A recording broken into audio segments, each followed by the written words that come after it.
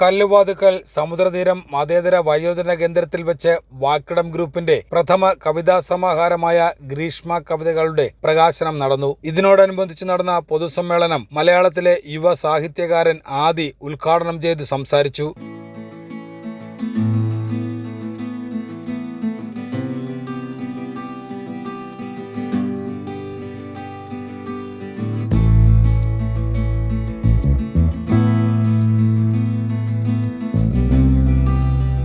ഇത് നിങ്ങളുടെ ദിവസമാണ്. സത്യം പറയുകയാണെങ്കിൽ നിങ്ങൾ ഓരോരുത്തരുടെയും ദിവസമാണ്.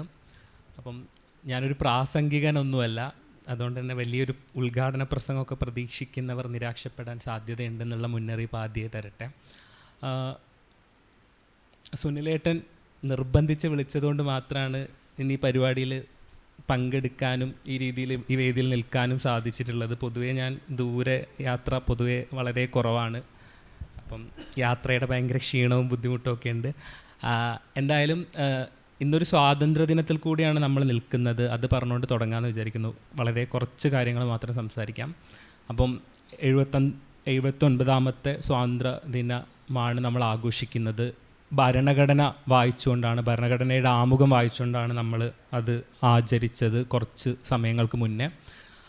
നമുക്കറിയാം നമ്മൾ നിലവിലുള്ള രാഷ്ട്രീയ അവസ്ഥ, സാഹചര്യം എന്താണ്, എങ്ങനെയൊക്കെയാണ് പല രീതിയിൽ മനുഷ്യർ വിഭജിക്കപ്പെടുന്നത് എന്നതൊക്കെ നമ്മൾ ദിനേന പത്രങ്ങളിലൂടെ അറിയുന്നുണ്ട്. ഇങ്ങനെയൊരു സന്ദർഭത്തിൽ സ്നേഹം എന്ന് പറയുന്ന ഒന്നിനെ മുതൽക്കൂട്ടായിട്ട് മാത്രമേ നമുക്ക് അതിജീവനം സാധ്യമാവുള്ളൂ എന്നൊരു തിരിച്ചറിവ് ഉണ്ടാവേണ്ടത് പ്രധാനമാണ് എന്ന് ആമുഖമായിട്ട് പറയുന്നു. എഴുത്ത് എന്ന് പറയുന്നത് പലർക്കും പലതാണ്. എന്നെ സംബന്ധിച്ചിടത്തോളം കവിത എഴുതുക എന്ന് പറയുന്നത് എൻ്റെ തന്നെ വേദനകളെ, മുറിവുകളെ ഉണക്കാനുള്ളൊരു മാർഗമായിട്ടാണ് ഞാൻ കണ്ടിട്ടുള്ളത്.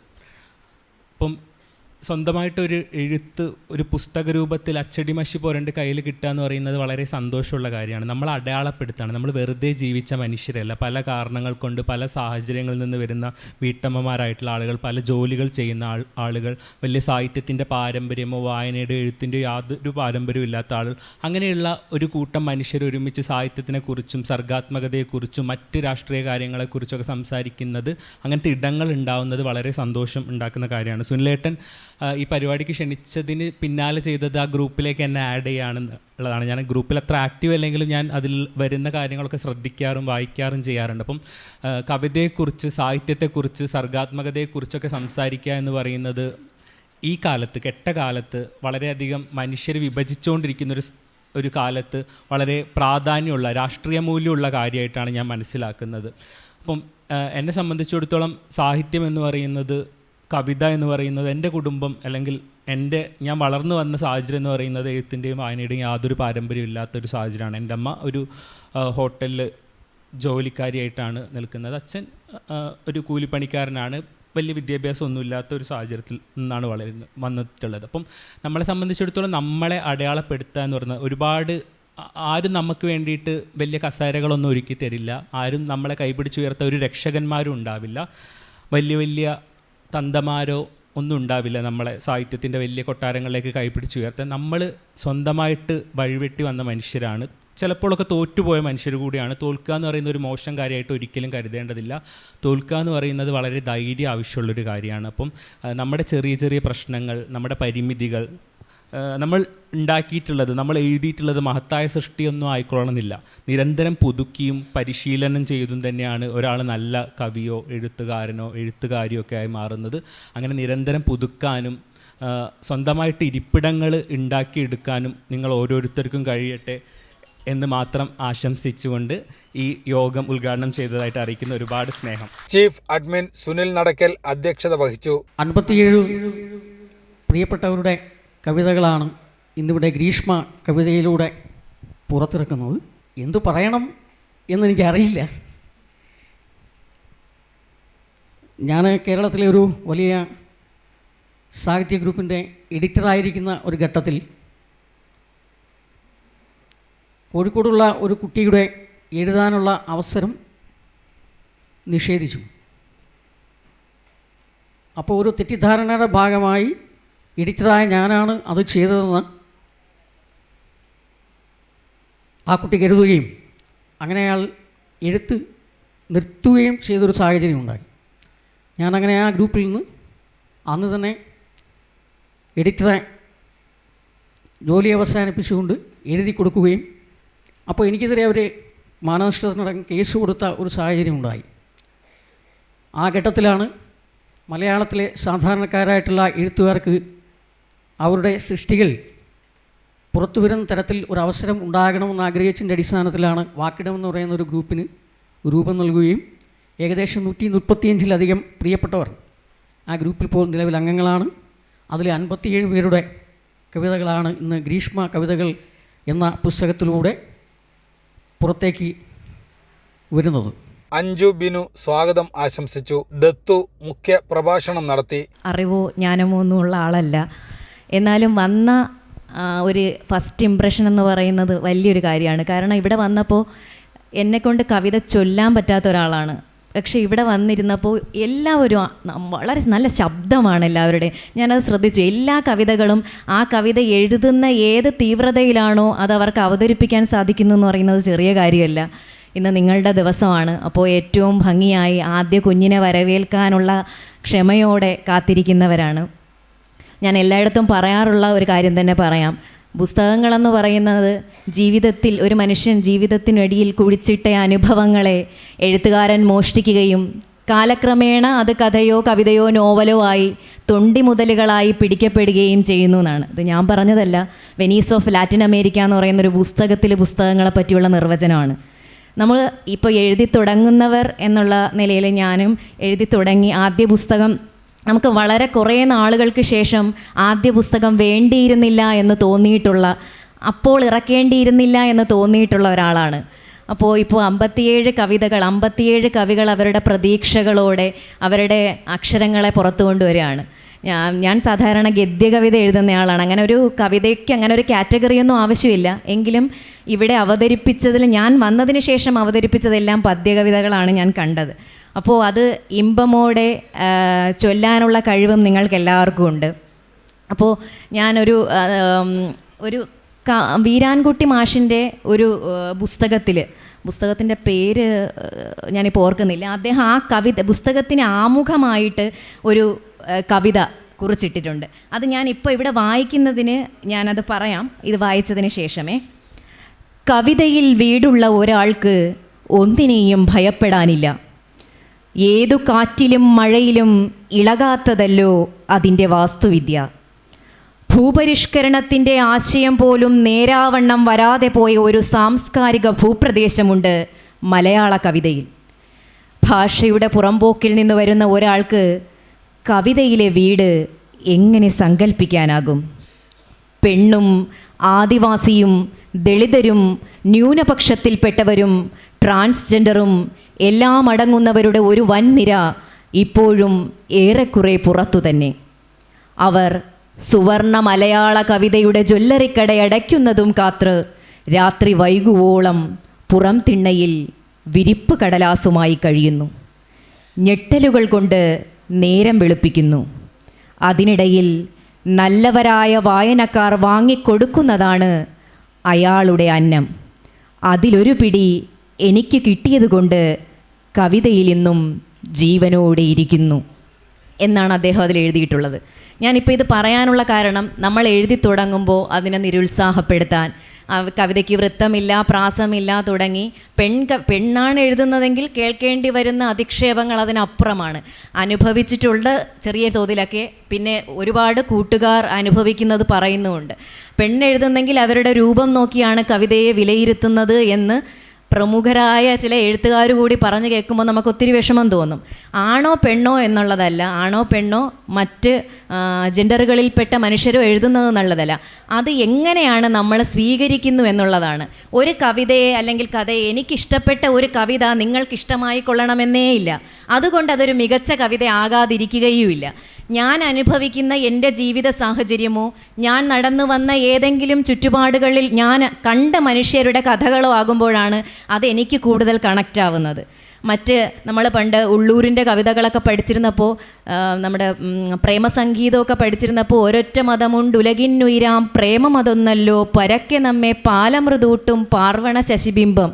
ആ കവിത തെറ്റാതെ വായിക്കുന്നവർക്ക് ക്ലാസ്സിലൊരു കയ്യടി കിട്ടുമായിരുന്നു. കാരണം അത്രയും ബുദ്ധിമുട്ടോടുകൂടി ആ അക്ഷരങ്ങളെ സമീപിച്ച് അത് വായിച്ചെടുക്കാൻ തന്നെ ഒരുപാട് സമയം വേണമായിരുന്നു. എന്നിട്ട് അതിൻ്റെ അർത്ഥം ഡിക്ഷണറിയിൽ നോക്കി കണ്ടെത്തി നമ്മൾ അതിനെ മനസ്സിലാക്കി എടുക്കണമായിരുന്നു. ഇന്നത്തെ കവിതകൾക്ക് അതിൻ്റെ ആവശ്യമൊന്നുമില്ല. ഏറ്റവും കൂടുതൽ എതിരെ നിൽക്കുന്ന വായനക്കാരനോ കേൾവിക്കാരനോ ആയിക്കോട്ടെ, അവർക്കത് പെട്ടെന്ന് മനസ്സിലാക്കി എടുക്കുന്നതിലാണ് കാര്യമെന്ന് തോന്നുന്നു. കവിതകൾ, ചൊൽക്കവിതകൾക്ക് എല്ലാ കാലവും പ്രാധാന്യമുണ്ട്. നമുക്ക് കേൾക്കുമ്പോൾ, ഇപ്പം ഞാനാണെങ്കിൽ ദിവസവും കവിത കേൾക്കുന്നയാളാണ്. ഞാൻ ഈ എഴുത്തിലേക്ക് വരാനുള്ള ഒരു സാഹചര്യം കൂടി പറയാം. ഇപ്പോൾ ആദ്യം ഇവിടെ സൂചിപ്പിച്ചതുപോലെ എഴുത്തിൻ്റെ യാതൊരു പാരമ്പര്യവുമില്ലാത്ത ഒരു വീട്ടിൽ നിന്നാണ് ഞാൻ വരുന്നത്. പക്ഷേ സന്ധ്യാസമയത്ത് എൻ്റെ അച്ഛനൊരു ഓട്ടോ ഡ്രൈവറായിരുന്നു. അപ്പോൾ അച്ഛൻ സന്ധ്യാസമയത്ത് അക്ഷരശ്ലോകം ചൊല്ലുന്ന ഒരിതുണ്ട്. അപ്പോൾ ഈ അക്ഷരശ്ലോകം ചൊല്ലാൻ വേണ്ടി, അച്ഛനെ ജയിക്കാൻ വേണ്ടി ഈ അച്ഛൻ ലായിലെ അക്ഷരങ്ങളൊക്കെ പറയും. അപ്പോൾ അത്രയൊന്നും നമുക്ക് ഈ വായനയോ കവിതകളുടെ ആഴത്തിലേക്കൊന്നും ഇറങ്ങാത്ത സമയമാണ്. അപ്പോൾ ഈ ലായിൽ തുടങ്ങുന്ന അക്ഷരങ്ങൾ വെച്ചൊന്നും കവിത പറയാൻ അറിയൂല. അപ്പോൾ സ്വന്തമായിട്ട് അച്ഛനൊരു ലന്തക്കുരു കൊണ്ട് കൂട്ടാനും ഉണ്ടാക്കി എന്ന് പറഞ്ഞൊരു വരി പാടുമായിരുന്നു. അപ്പോൾ അതിന് ശേഷവും ഈ ലാ ആവർത്തിച്ച് വരുമ്പോൾ എന്തായാലും ഞാൻ പാടിയേ പറ്റുള്ളൂ. അപ്പോൾ അച്ഛനെ പറ്റിക്കാൻ എന്ന വണ്ണം, അച്ഛനെ പിടിച്ച് ജയിക്കാൻ എന്ന വണ്ണം കവിതകൾ കൂട്ടിവെച്ച് അവതരിപ്പിക്കുമായിരുന്നു. അങ്ങനെയാണ് ആദ്യമായിട്ടൊരു കവിത ഉണ്ടാകുന്നത്. 6ാം ക്ലാസ്സിൽ പഠിക്കുമ്പോൾ ഒരു കവിത സ്കൂളിലൊരു, ഞാൻ എല്ലാ കാലവും പറയും, ഇപ്പോൾ അത്രയ്ക്കൊന്നും ഇല്ലെങ്കിലും കൂലിപ്പണിക്കാരൻ്റെ മക്കൾക്ക് വേർതിരിവും വിവേചനവും ഉണ്ടായിരുന്ന ഒരു കാലഘട്ടത്തിലാണ് പഠിച്ചത്. അപ്പോൾ അവരെഴുതുന്നത് മറ്റുള്ളവരെവിടെന്നെങ്കിലും എഴുതിക്കൊണ്ട് വന്നതാണെന്ന് പറഞ്ഞ് ഞാൻ എഴുതിക്കൊണ്ടുവന്ന കവിതയെ ആ പേപ്പറോടുകൂടി ടീച്ചർ മാറ്റിവെച്ചു. ജീവിതത്തിൽ ആദ്യമായും അവസാനമായും സ്കൂൾ കാലഘട്ടത്തിൽ അല്ലെങ്കിൽ എൻ്റെ കോളേജ് കാലഘട്ടത്തിലോ ഏത് കാലഘട്ടത്തിലും ഞാൻ ഇനി എഴുതുന്നില്ല എന്ന് പറഞ്ഞൊരു വല്ലാത്ത വേദന തോന്നി. കാരണം നമുക്ക് പകരം മറ്റൊരു കുട്ടിയെ അവൾ മാത്രമാണ് എഴുതിയതെന്ന് പറഞ്ഞ് തിരഞ്ഞെടുത്ത് കൊണ്ടുപോവുകയാണ് ചെയ്തത്. അപ്പോൾ നമ്മളെ നിരുത്സാഹപ്പെടുത്താനും ഒപ്പം നിന്നുകൊണ്ട് ചതിക്കാനും ഒക്കെ ഒരുപാട് മനുഷ്യരുണ്ടാവും. അക്ഷരങ്ങൾ വായിക്കുന്ന, ഇപ്പോൾ എല്ലായിടത്തും ചോദിക്കുന്നൊരു ചോദ്യമാണ് വായന കൊണ്ട് എഴുത്തുകൊണ്ട് എന്ത് പ്രയോജനമെന്ന്. നമ്മൾ അനുഭവിക്കാത്ത ജീവിതത്തെ മനസ്സിലാക്കാൻ വായനയും എഴുത്തും നമ്മളെ എല്ലാ കാലവും സഹായിക്കും. ഇപ്പോൾ തുടക്കക്കാരൻ നിലയിൽ നമ്മൾ ശ്രദ്ധിക്കേണ്ട കുറച്ച് കാര്യങ്ങൾ എൻ്റെ അനുഭവത്തിൻ്റെ വെളിച്ചത്തിൽ ഞാൻ പറയാം. നമ്മൾ എഴുതുമ്പോൾ നമ്മളെ സപ്പോർട്ട് ചെയ്യുന്ന ഒരു കൂട്ടം മനുഷ്യരുണ്ടാവും. അവർ നമ്മൾ എന്തെഴുതിയാലും നല്ലത് എന്ന് പറയും. പക്ഷേ അപ്പോഴും നമ്മൾ ചിന്തിക്കുക, നമുക്ക് ഇനിയും പുതുക്കേണ്ടതുണ്ട്, ഒത്തിരി നമുക്ക് വായിക്കേണ്ടതുണ്ട്. വായിക്കുമ്പോൾ നമുക്ക് വേണ്ടാത്ത വരികളെ വെട്ടിമാറ്റാൻ സ്വയം പ്രാപ്തിയാകുന്നതോടുകൂടി നമ്മൾ ഏറെക്കുറെ വിജയിക്കും എന്നാണ് തോന്നുന്നത്. പിന്നെ കുറേ മനുഷ്യരെ നമ്മൾ എത്ര എഴുതിയാലും അതിനെ ഒരിക്കലും അംഗീകരിച്ച് തരണമെന്നില്ല. അതുകൊണ്ട് നിങ്ങളുടെ എഴുത്തോ വായനയോ പൂർണ്ണമായും ഉപേക്ഷിക്കരുത്. പിന്നെ എഴുതുന്നവർ തീർച്ചയായിട്ടും പുസ്തകങ്ങൾ മറ്റുള്ളവരുടേത് കൂടി വായിക്കണം. നിങ്ങളുടെ ഗ്രൂപ്പിൽ തന്നെ ഇത്രയും പേരെ ചേർത്ത് നിർത്തുമ്പോൾ അതിൽ വരുന്ന കവിതകൾ വായിക്കുകയും അവർ ഉപയോഗിച്ചിരിക്കുന്ന വാക്കുകളെ ശ്രദ്ധയോടെ നിരീക്ഷിക്കുകയും ചെയ്യുക. നമുക്കെപ്പോഴും വാക്കുകളുടെ ആവർത്തനം ഒരു പ്രശ്നമാണ്. ഇപ്പോൾ ഞാൻ എഴുതുമ്പോൾ തന്നെ, ഞാനിപ്പോൾ വളരെ നാളുകളായി കവിത എഴുതുന്ന ആളല്ല, അത് നമുക്ക് തന്നെ ഒരു തിരിച്ചറിവിൻ്റെ ഭാഗമായിട്ട് പുതുതായി എന്തെങ്കിലും കിട്ടുമ്പോൾ എഴുതാമെന്നുള്ള ഒരു ഇതുകൊണ്ട് ഞാൻ ഇപ്പോൾ വളരെ കുറച്ച്, ഞാൻ കൂടുതൽ വായിക്കുകയാണ് ചെയ്യുന്നത്. പലതരം ഭാഷ ഉപയോഗിക്കുന്ന, പലതരം ചിന്തകൾ കടന്നു വരുന്ന എത്ര മനുഷ്യരാണ്. ആദിയുടെ പുസ്തകമൊക്കെ പെണ്ണപ്പനൊക്കെ ഞാൻ വായിച്ചതാണ്. ആദിയുടേത് മാത്രമല്ല, ഇപ്പോൾ ഇവിടെ ഇരിക്കുന്ന ദീപ ചേച്ചിയുടെയൊക്കെ കവിത ഞാൻ അവതരിപ്പിച്ച് കൊടുത്തിട്ടുണ്ട്. രജനി മാധവിക്കുട്ടി മാഡത്തിൻ്റെ പുസ്തകത്തിൻ്റെ കുറച്ച് ഭാഗം ആരോ അയച്ചു തന്ന ഭാഗമൊക്കെ ഞാൻ വായിച്ചിട്ടുണ്ട്. അപ്പോൾ ഇവിടെ ഇരിക്കുന്ന നമ്മൾ എപ്പോഴും വായന എന്ന് പറയുന്നത് നമ്മൾ മറ്റുള്ളവരെ ഒന്ന് വായിക്കാൻ തയ്യാറാവുക, കേൾക്കാൻ തയ്യാറാവുക എന്നുള്ളതാണ്. അപ്പോൾ ഞാൻ ഒത്തിരി നീടുക്കുന്നില്ല, ഒരുപാട് പേര് സംസാരിക്കാനുണ്ട്. അപ്പോൾ ഭാഷയിൽ ചുവടുറപ്പിക്കുന്ന എല്ലാ പ്രിയപ്പെട്ടവർക്കും എൻ്റെ സ്നേഹാശംസകൾ നേരുന്നു. തുടർന്നും എഴുതാനുള്ള ഊർജം നിങ്ങൾ തന്നെ കണ്ടെത്തുക. മറ്റൊരാളും നമുക്ക് വേണ്ടി ഒരു വെളിച്ചവും എങ്ങും നിന്നും കത്തിക്കില്ല, ഒരു കൈ പിടിച്ചുയർത്താനും ആളുണ്ടാവില്ല. നമ്മുടെ വേദികൾ, നമ്മളെ അറിയുന്ന അല്ലെങ്കിൽ കേൾക്കാൻ ആഗ്രഹിക്കുന്ന മനുഷ്യരുടെ ഇടങ്ങളാണ് നമ്മുടെ വേദികൾ. അതുകൊണ്ട് ആ വേദികളിൽ സംതൃപ്തരാവുക. നിങ്ങൾക്കുള്ള അവസരങ്ങൾ നിങ്ങൾ തന്നെ സൃഷ്ടിച്ചെടുക്കുക. എല്ലാവർക്കും എൻ്റെ ആശംസകൾ. ഇനിയും ഒത്തിരി പുസ്തകങ്ങൾ ഈ വാക്കിടം ഗ്രൂപ്പിൻ്റെ ഭാഗമായി ഉണ്ടാകട്ടെ എന്ന് ആശംസിക്കുന്നു. രജനി മാധവിക്കുട്ടി പുസ്തകത്തിന്റെ പ്രകാശന കർമ്മം നിർവഹിച്ചു. കെ രാജൻ പുസ്തകം ഏറ്റുവാങ്ങി. വ്യത്യസ്തങ്ങളായ പ്രമേയങ്ങൾ ഉൾക്കൊള്ളിച്ചുകൊണ്ട് സമൂഹ മാധ്യമത്തിലൂടെ എഴുതി തെളിഞ്ഞ 57 പ്രതിഭകളുടെ പുസ്തകം, ആദ്യ പുസ്തകം, അച്ചടി മഷി പുരണ്ട ഒരു പുസ്തകം, അതിൻ്റെ പ്രകാശന വേളയിൽ അംഗമാകാൻ സാധിച്ചതിന് ഏറ്റവും വലിയ സന്തോഷം ആദ്യം തന്നെ അറിയിക്കട്ടെ. പ്രത്യേകിച്ച് നമ്മുടെ ഈ പുസ്തക പ്രകാശനത്തിൻ്റെ വേദി പ്രിയപ്പെട്ട അമ്മമാരും അച്ഛന്മാരും ഒരു കുടുംബത്തോടെ കഴിയുന്ന ഈ ഒരു സ്ഥലത്ത് വന്ന് ഇങ്ങനെയൊരു പുസ്തക പ്രകാശന കർമ്മം നിർവഹിക്കാൻ കഴിഞ്ഞതിൽ ഏറ്റവും വലിയ സന്തോഷം ഈ പുണ്യദിനത്തിൽ അറിയിക്കട്ടെ.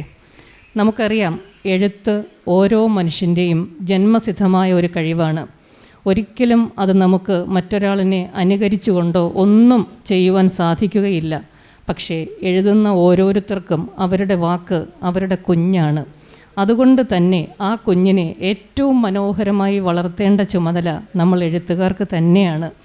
അങ്ങനെയുള്ള എഴുത്തിനെ എങ്ങനെ നന്നാക്കാം എന്നുള്ളതാണ് ഈ വേളയിൽ നമ്മൾ ആദ്യം ചിന്തിക്കേണ്ടത്. ഈ പുസ്തകം സുനിൽ എനിക്ക് PDF അയച്ചു തന്നു. ജോലിയുടെ തിരക്കിനിടയിൽ തന്ന ദിവസങ്ങളിലൊന്നും അതൊന്നും നോക്കാൻ കഴിഞ്ഞില്ല. പക്ഷേ ഇന്നലെ രാത്രി ഓഫീസിൽ നിന്ന് വന്നു കഴിഞ്ഞ് ഞാനിത് മുഴുവനും നോക്കി. ഏറ്റവും കൂടുതൽ പ്രമേയമായി വന്നിരിക്കുന്ന കവിതകൾ പ്രണയം തന്നെയാണ്. സുനിൽ ഇതെനിക്ക് അയച്ചു തന്നപ്പോഴും പറഞ്ഞത് കൂടുതലും പ്രണയ കവിതകൾ ആണെന്നാണ്. എന്താണ് പ്രണയത്തിന് അങ്ങനെ യാതൊരു ദോഷവുമില്ല. നമുക്കറിയാം, ജീവിതമെന്ന് പറയുന്ന ഈ ഒരു സബര്യ നമ്മൾ ആഘോഷിക്കുന്നത് തന്നെ എന്തിനോടെങ്കിലുമുള്ള ഒരു പ്രണയത്തിലൂടെയാണ്, അല്ലേ? ഒരു മനുഷ്യന് ഒരു നദി കണ്ടാൽ, ഒരു നല്ല പൂവ് കണ്ടാൽ, ഒരു പുസ്തകം കണ്ടാൽ, അത് വായിച്ചാൽ ഇതൊക്കെ മനുഷ്യനിൽ പ്രണയം ജനിപ്പിക്കും. നമ്മുടെ മനസ്സിനെ ആർദ്രമാക്കും, സഹൃദയമാക്കും. ആ സഹൃദയ മനസ്സിൽ നിന്നൊഴുകി വരുന്ന ഏതൊരു വരിയും എന്തിനോടെങ്കിലുമുള്ള ഒരു പ്രണയമാകും. അത് കാമനകളോടെ മനുഷ്യനിലാകുമ്പോഴാണ് മറ്റൊരു തലത്തിലെത്തുന്നത്. അതും മോശമല്ല. നമുക്ക് എന്താണോ എഴുതാൻ തോന്നുന്നത് അതിനെ എഴുതുക. പ്രണയത്തിന് പല ഭാവങ്ങൾ നിറച്ചുകൊണ്ടാണ് ഈ പുസ്തകം ഇന്നിറങ്ങിയിരിക്കുന്നത്. അതിൽ വളരെ ശ്രദ്ധേയമായ ഒരു വരി, ഞാൻ ആരെയും അങ്ങനെ മറ്റുള്ളത് മോശമെന്നല്ല, നമ്മൾ എഴുതുന്നതിന് ഒരു പ്രത്യേകത സമ്മാനിക്കാൻ നമുക്ക് കഴിഞ്ഞാൽ അതാകും നമ്മുടെ എഴുത്തിന് നമ്മൾ കൊടുക്കുന്ന ഒരു കയ്യൊപ്പ്. അഞ്ജന എന്ന് പറയുന്ന ഒരാൾ ഇതിനകത്ത് പ്രണയം പറഞ്ഞു വെച്ചിരിക്കുന്നത്, ചേരാത്ത ജാതകം ചേർത്ത് വയ്ക്കുമ്പോഴുള്ള ഭാവത്തിനാണ് പ്രണയം കൊടുക്കുന്നതെന്ന്. വളരെ മനോഹരമായൊരു കൽപ്പനയാണ്.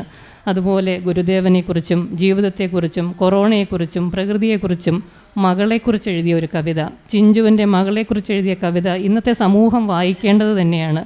വളരെ മനോഹരമായ ഒരു സാഹിത്യ സൃഷ്ടിയിലൂടെ നിങ്ങൾ ഇന്ന് അച്ചടി മഷി പുരണ്ട് എത്തിയിരിക്കുമ്പോൾ ഈ നിമിഷത്തിൽ ചിന്തിക്കേണ്ടത് ഇതിനെ നമുക്ക് എങ്ങനെ മറ്റുള്ളവരിലേക്ക് കൊടുക്കാം എന്നുള്ളതാണ്. ഈ പുസ്തകത്തിലെ ഓരോ കവിതകളും നിങ്ങൾ സമയം കിട്ടുമ്പോഴെല്ലാം ഒരു സംവാദം പോലെ സംഘടിപ്പിക്കുക. അപ്പോൾ നമ്മൾ എഴുതിയിരിക്കുന്നത് എന്താണ്, നമുക്കിനി എന്തൊക്കെ വേണ്ടി വരും എന്ന് നമുക്ക് വളരെ വ്യക്തമായി ചിന്തിക്കുവാൻ കഴിയും. ഒരിക്കലും അതിനെ ഒരു ഹാർഷായ രീതിയിൽ കുറ്റപ്പെടുത്തിയല്ല. അപ്പം നമ്മൾ ഒരു സംവാദം സംഘടിപ്പിക്കുമ്പോൾ നമ്മൾ എഴുതിയിരിക്കുന്ന വരികൾ ഒരു പക്ഷേ ഒരക്ഷരത്തിൻ്റെ കുറവുണ്ടെങ്കിലോ കൂടുതലുണ്ടെങ്കിലോ അതിനെ മെച്ചപ്പെടുത്താം എന്ന് അടുത്തിരിക്കുന്ന ഒരാൾക്ക് പറഞ്ഞു തരാൻ കഴിയുമെങ്കിൽ അത് നമ്മൾക്ക് അംഗീകരിക്കുന്നതിൽ എന്താണ് തെറ്റ്? ഒരിക്കലും ഒരു തെറ്റല്ല. അതുകൊണ്ട് ഈ കവിതകൾ കൂടുതൽ വായിക്കുക. നിങ്ങൾ ഇന്നിറക്കിയ ഈ ഒരു പുസ്തകം എല്ലാവരും പരാമർശിച്ചു. പ്രിയപ്പെട്ട സുനിലാണ് ഇതിനെ ഏറ്റവും കൂടുതൽ, അല്ലെങ്കിൽ ഇതിൻ്റെ ഒരു ജീവനാഡിയായിട്ട് നിന്നത് സുനിലാണ്. ലാഫേച്ഛയില്ലാതെ ഈ ഒരു പുസ്തകം പ്രസിദ്ധീകരിക്കുന്നതിന് അദ്ദേഹം നടത്തിയ ഒരു മുതൽക്കൂട്ട്, ഞാനൊക്കെ ഒരുപാട് നിരവധി വർഷങ്ങളായിട്ട് എഴുതി തുടങ്ങി എങ്കിൽ പോലും ഞാൻ എൻ്റെ ആദ്യ പുസ്തകം പ്രകാശനം ചെയ്യുന്നത് 2021 അതിനകത്ത് സ്വന്തമായിട്ടൊരു പുസ്തകം പ്രസിദ്ധീകരിക്കാനുള്ള സാമ്പത്തികം അല്ലെങ്കിൽ മറ്റെല്ലാ ഘടകങ്ങളും ഉണ്ടായിട്ടും ഞാൻ അത്രയധികം വൈകിപ്പോയത് എൻ്റെ തന്നെ ഒരു മടി കൊണ്ടാണ്. അപ്പോൾ ഒരു പുസ്തകം അതിനുശേഷം അതിൻ്റെ 2 പതിപ്പിറങ്ങി, അടുത്ത പുസ്തകം ഇറങ്ങി, ഇനി 3ാമത്തെ പുസ്തകത്തിൻ്റെ അണിയറയിലാണ്. അതിങ്ങനെ കണ്ടിന്യൂസ് ആയിട്ട് പോവുകയാണ്. പക്ഷേ ഒരു പുസ്തകം പ്രസിദ്ധീകരിക്കുക എന്ന് പറയുന്നത് വലിയൊരു ടാസ്ക്കാണ്. അതിന് നിങ്ങൾക്ക് മുൻകൈ എടുത്തൊരാൾ വന്ന് നിൽക്കുമ്പോൾ നമ്മളുടെ വാക്കുകൾ അച്ചടിമഷി പുരളുമ്പോൾ പിന്നീട് അത് ഏറ്റെടുക്കേണ്ടത് നമ്മളാണ്. അത് ഈ സമൂഹത്തിൽ കൊടുക്കേണ്ടതും നമ്മളാണ്. നിങ്ങളെല്ലാവരും ഈ പുസ്തകം നിങ്ങൾക്ക് പറ്റുന്നത്ര കോപ്പി വാങ്ങുക. ലൈബ്രറികൾക്കും മറ്റുള്ളവർക്കും സമ്മാനമായിട്ട് ഈ പുസ്തകം കൊടുക്കുക. ഇനിയും ഇതിന് വീണ്ടും പതിപ്പുകൾ ഉണ്ടാകണം എന്ന് നിങ്ങൾ തന്നെ ആഗ്രഹിക്കുക. നിങ്ങളുടെ എഴുത്തിനെ ഏറ്റവും ശക്തിപ്പെടുത്തുക. എല്ലാവർക്കും ഒരു നല്ല ദിനം ആശംസിക്കുന്നു. ഒപ്പം എല്ലാ പ്രിയപ്പെട്ടവർക്കും ഓണാശംസകൾ നേർന്നുകൊണ്ട് നിർത്തുന്നു. നന്ദി, സ്നേഹം, നന്ദി. ഒരു 3-4 മാസത്തിന് മുമ്പാണ് സുൽമാഷ് അഞ്ചൂപരും കൂടെ വീട്ടിൽ വന്ന് ഇങ്ങനെ നമ്മുടെ പുസ്തകം പ്രസിദ്ധീകരിക്കണം, അതിന് എൻ്റെ സഹായം വേണം. അതിലെ ഒന്ന് കവിതയുടെ പ്രിൻ്റൊക്കെ എടുത്തുകൊണ്ട് വന്ന് തന്നിട്ട് അത് വായിച്ച് നോക്കിയിട്ട് അതിന് ഒരു അവതാരിക എഴുതണം. പിന്നെ ശ്രമകരമായ മറ്റൊരു ദൗത്യമുണ്ട്. നമ്മുടെ കവിതാ സമാഹാരത്തിന് ഒരു പേര് കണ്ടുപിടിക്കണം എന്നെല്ലാം പറഞ്ഞു. കുറച്ച് അമ്പരപ്പോടെയാണ് സാറിൻ്റെ വാക്കുകൾ കേട്ടതെങ്കിലും ഒരു സ്വയം ശക്തി ആർജിച്ചുകൊണ്ട് എങ്കിൽ ചെയ്ത് കളയാം എന്ന് ഒരു തീരുമാനത്തിലെത്തി. അങ്ങനെ 57 കവിതകൾ വളരെ സസൂക്ഷ്മമായി പഠിച്ചു. അതിലെ ഓരോ തരത്തിലുള്ള കവിതകളെ ഓരോ കാറ്റഗറിയായി തിരിച്ചു വായിച്ചു നോക്കി. അപ്പോൾ സമാന സ്വഭാവമുള്ള ചില കവിതകളെ പരാമർശിച്ചു. അതിലെ എൻ്റെ മനസ്സിൽ തട്ടിയ ചില വരികളുള്ള കവിതകളെ പരാമർശിച്ചു. അപ്പോൾ എന്തായാലും 57 കവിതകളെ പരാമർശിച്ചുകൊണ്ട് ഒരു അവതാരിക എഴുതാൻ പറ്റുകയില്ല. അത് ഒരു കവിതാ നിരൂപണമായി. മറ്റ് പൂർവ്വസൂരികളായ ആളുകളുടെ അവതാരികകളൊക്കെ അതിനുവേണ്ടി ഒന്ന് മറിച്ചു നോക്കിയപ്പോൾ ഒരു കവിയുടെ തന്നെ കവിതാ സമാഹാരമാണെങ്കിൽ സാധാരണഗതിയിൽ അതിൻ്റെ ഏതെങ്കിലും ഒരു പ്രത്യേക കവിത എടുത്ത് അതിൻ്റെ പേരാണ് പുസ്തകത്തിന് കൊടുക്കുന്നത്. ഇത് 57 പേര്, 57 വ്യക്തികളാണ്, 57 കുടുംബങ്ങളാണ്, അതിലെ അംഗങ്ങളാണ്, അവർ ബന്ധപ്പെടുന്ന സമൂഹം അവരുടെ പിന്നിലുണ്ട്. ഈ കവിതാ സമാഹാരത്തിൻ്റെ സ്ഥിതി എന്താവും എന്നറിയാൻ ഒരുപക്ഷെ എഴുത്തുകാരനേക്കാൾ കൂടുതൽ ജാഗ്രതയോടെ കാത്തിരിക്കുന്ന അവരുടെ സുഹൃത്തുക്കളായിരിക്കും. ഇങ്ങനെ കുറേ ചിന്തകൾ കടന്നു വന്നു. അപ്പോൾ ആ കാലഘട്ടം എന്ന് പറയുന്നത് നല്ല ചൂടാണ്, മാർച്ച് ഏപ്രിൽ മാസമാണ്. അപ്പോൾ പല പേരും ഇങ്ങനെ ആലോചിച്ച് നോക്കിയിട്ട് ഒരു യുക്തിസഹമായ ഒരു പേര് കിട്ടാതിരുന്നപ്പോൾ ഞാൻ പിന്നെ ഈ നമ്മുടെ പ്രകൃതി, പ്രപഞ്ചം, പിന്നെ ഋതുക്കൾ ഒക്കെ ഇങ്ങനെ അന്വേഷിച്ചപ്പോൾ ആ കാലഘട്ടം ഗ്രീഷ്മം എന്ന് പറയുന്ന ഋതുവാണെന്ന് മനസ്സിലായി. അങ്ങനെ ഞാൻ ആ പേര് പിന്നെ വേറെ 1-2 പേരും കൂടെ സുൽമാഷിനെ ഏൽപ്പിച്ചിട്ട്, പക്ഷേ ഇത് ഒന്ന് പരിശോധിച്ചിട്ട് അത് ഇഷ്ടമുള്ളതെന്ന് കൊടുക്കാം, ഇത്രേ വരുന്നുള്ളൂ എന്നൊക്കെ പറഞ്ഞു. അപ്പോൾ സുൽമാഷ് അപ്പം തന്നെ നമുക്കൊരു കാര്യം ചെയ്യാം, ഗ്രീഷ്മ കവിതകൾ എന്നുള്ള പേര് സെലക്ട് ചെയ്യാമെന്ന് പറഞ്ഞു. അങ്ങനെ ഒന്നാമത്തെ ഒരു കടമ്പ കടന്നു. ഇനി അടുത്തത് ഈ അവതാരികയാണ്. അപ്പോൾ അതും ഇതിനകത്തുള്ള പ്രത്യേകത എന്ന് പറയുന്നത് നല്ല എഴുതി ശീലിച്ച നല്ല തഴക്കവും പഴക്കവും വന്ന ഇരുത്തം വന്ന കവികളുണ്ട്. ഇന്നലെ എന്ന് പറഞ്ഞാൽ ഒരു 3-4 മാസത്തിന് മുമ്പ് പുതിയതായിട്ട് കവിത എഴുതിയ കവികളുണ്ട്. ഇവരെ 2 പേരെയും കൂടെ ഒരേ പുസ്തകത്തിൻ്റെ അവതാരികയിൽ കൊണ്ടുപോകുന്നത് എത്രത്തോളം ക്ലേശകരമാണ് എന്ന് ചിന്തിച്ചപ്പോൾ എന്തായാലും ആദ്യം പിച്ച വച്ച് തുടങ്ങിയ ആ കവികളുടെ കവിതകളിലും നമ്മുടെ മനസ്സിനെ സ്പർശിക്കുന്ന കുറേ വരികൾ വന്നിട്ടുണ്ട്. അപ്പോൾ 2 പേരെയും ഒരുമിച്ച് കൊണ്ടുപോകുന്നതിന് വേണ്ടി അതിലെ ചില കവിതകൾ എടുത്ത് പരിശോധിക്കുകയും അതിൻ്റെ ചില പരാമർശങ്ങൾ ആ അവതാരികയിൽ നടത്തുകയും ചെയ്തു. അങ്ങനെ പരിണിതപ്രജ്ഞരായ കവികളും പരിണിതപ്രജ്ഞതയിലേക്ക് നടന്നു നീങ്ങുന്ന കവികളെയും ഇത് മനസ്സിലാക്കാൻ വേണ്ടി കുറേ പുസ്തകങ്ങളൊക്കെ റെഫർ ചെയ്തിട്ട് ഈ കവിത വന്ന വഴി ആചാര്യന്മാർ അതിനെക്കുറിച്ച് എന്തു പറയുന്നു എന്നൊക്കെ ഉള്ളത് കൂടെ പരാമർശിച്ച് കോട്ട് ചെയ്ത് അവസാനം എല്ലാ കവിതകളും കൂടെ എനിക്ക് തോന്നുന്നത് വലിയ പിന്നെ പോരായ്മയോ അല്ലെങ്കിൽ പരാതിയോ ഉണ്ടായോ എന്നെനിക്ക് സംശയമില്ല. കാരണം എന്ന് പറഞ്ഞാൽ അത്രത്തോളം അതിനെ പരിഗണിച്ചിട്ടുണ്ട്. പിന്നെ അതിൻ്റെ ഒരു വലിപ്പത്തിൻ്റെ പരിമിതിയുണ്ട്. അപ്പോൾ എന്തായാലും ശരി, ഇങ്ങനെ സുൽമാഷ് എന്നെ ഏൽപ്പിച്ച ഒരു കർത്തവ്യം ഒരു 80% ശരിയായെന്നാണ് എൻ്റെ ഒരു ധാരണ. അത് ഇനിയിപ്പോൾ ഈ പുസ്തകം പുറത്തിറങ്ങിക്കഴിഞ്ഞു.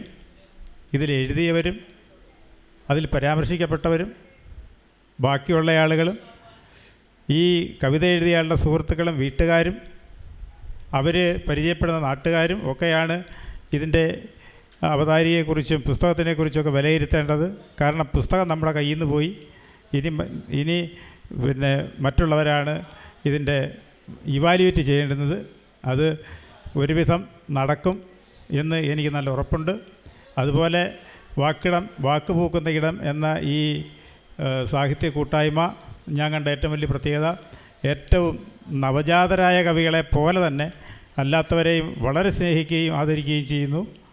പല നിർദ്ദേശങ്ങളും കൊടുക്കുന്നു, ചിലത് തിരുത്തുന്നു, അങ്ങനെയൊക്കെയുള്ള ഒരുപാട് കാര്യങ്ങൾ ചെയ്തിട്ടുണ്ട്. ഞാൻ ആകെയുള്ള ഒരു സാഹിത്യ കൂട്ടായ്മ ഈ വാക്കടത്തിൽ മാത്രമേ ഉള്ളൂ, വേറെ ഒരു സാഹിത്യ കൂട്ടായ്മയിലും ഇല്ല. അത് ഞാൻ ഇതിനകത്ത് വന്നുവിടാൻ കാരണം അഞ്ജുബിനുമാണ്.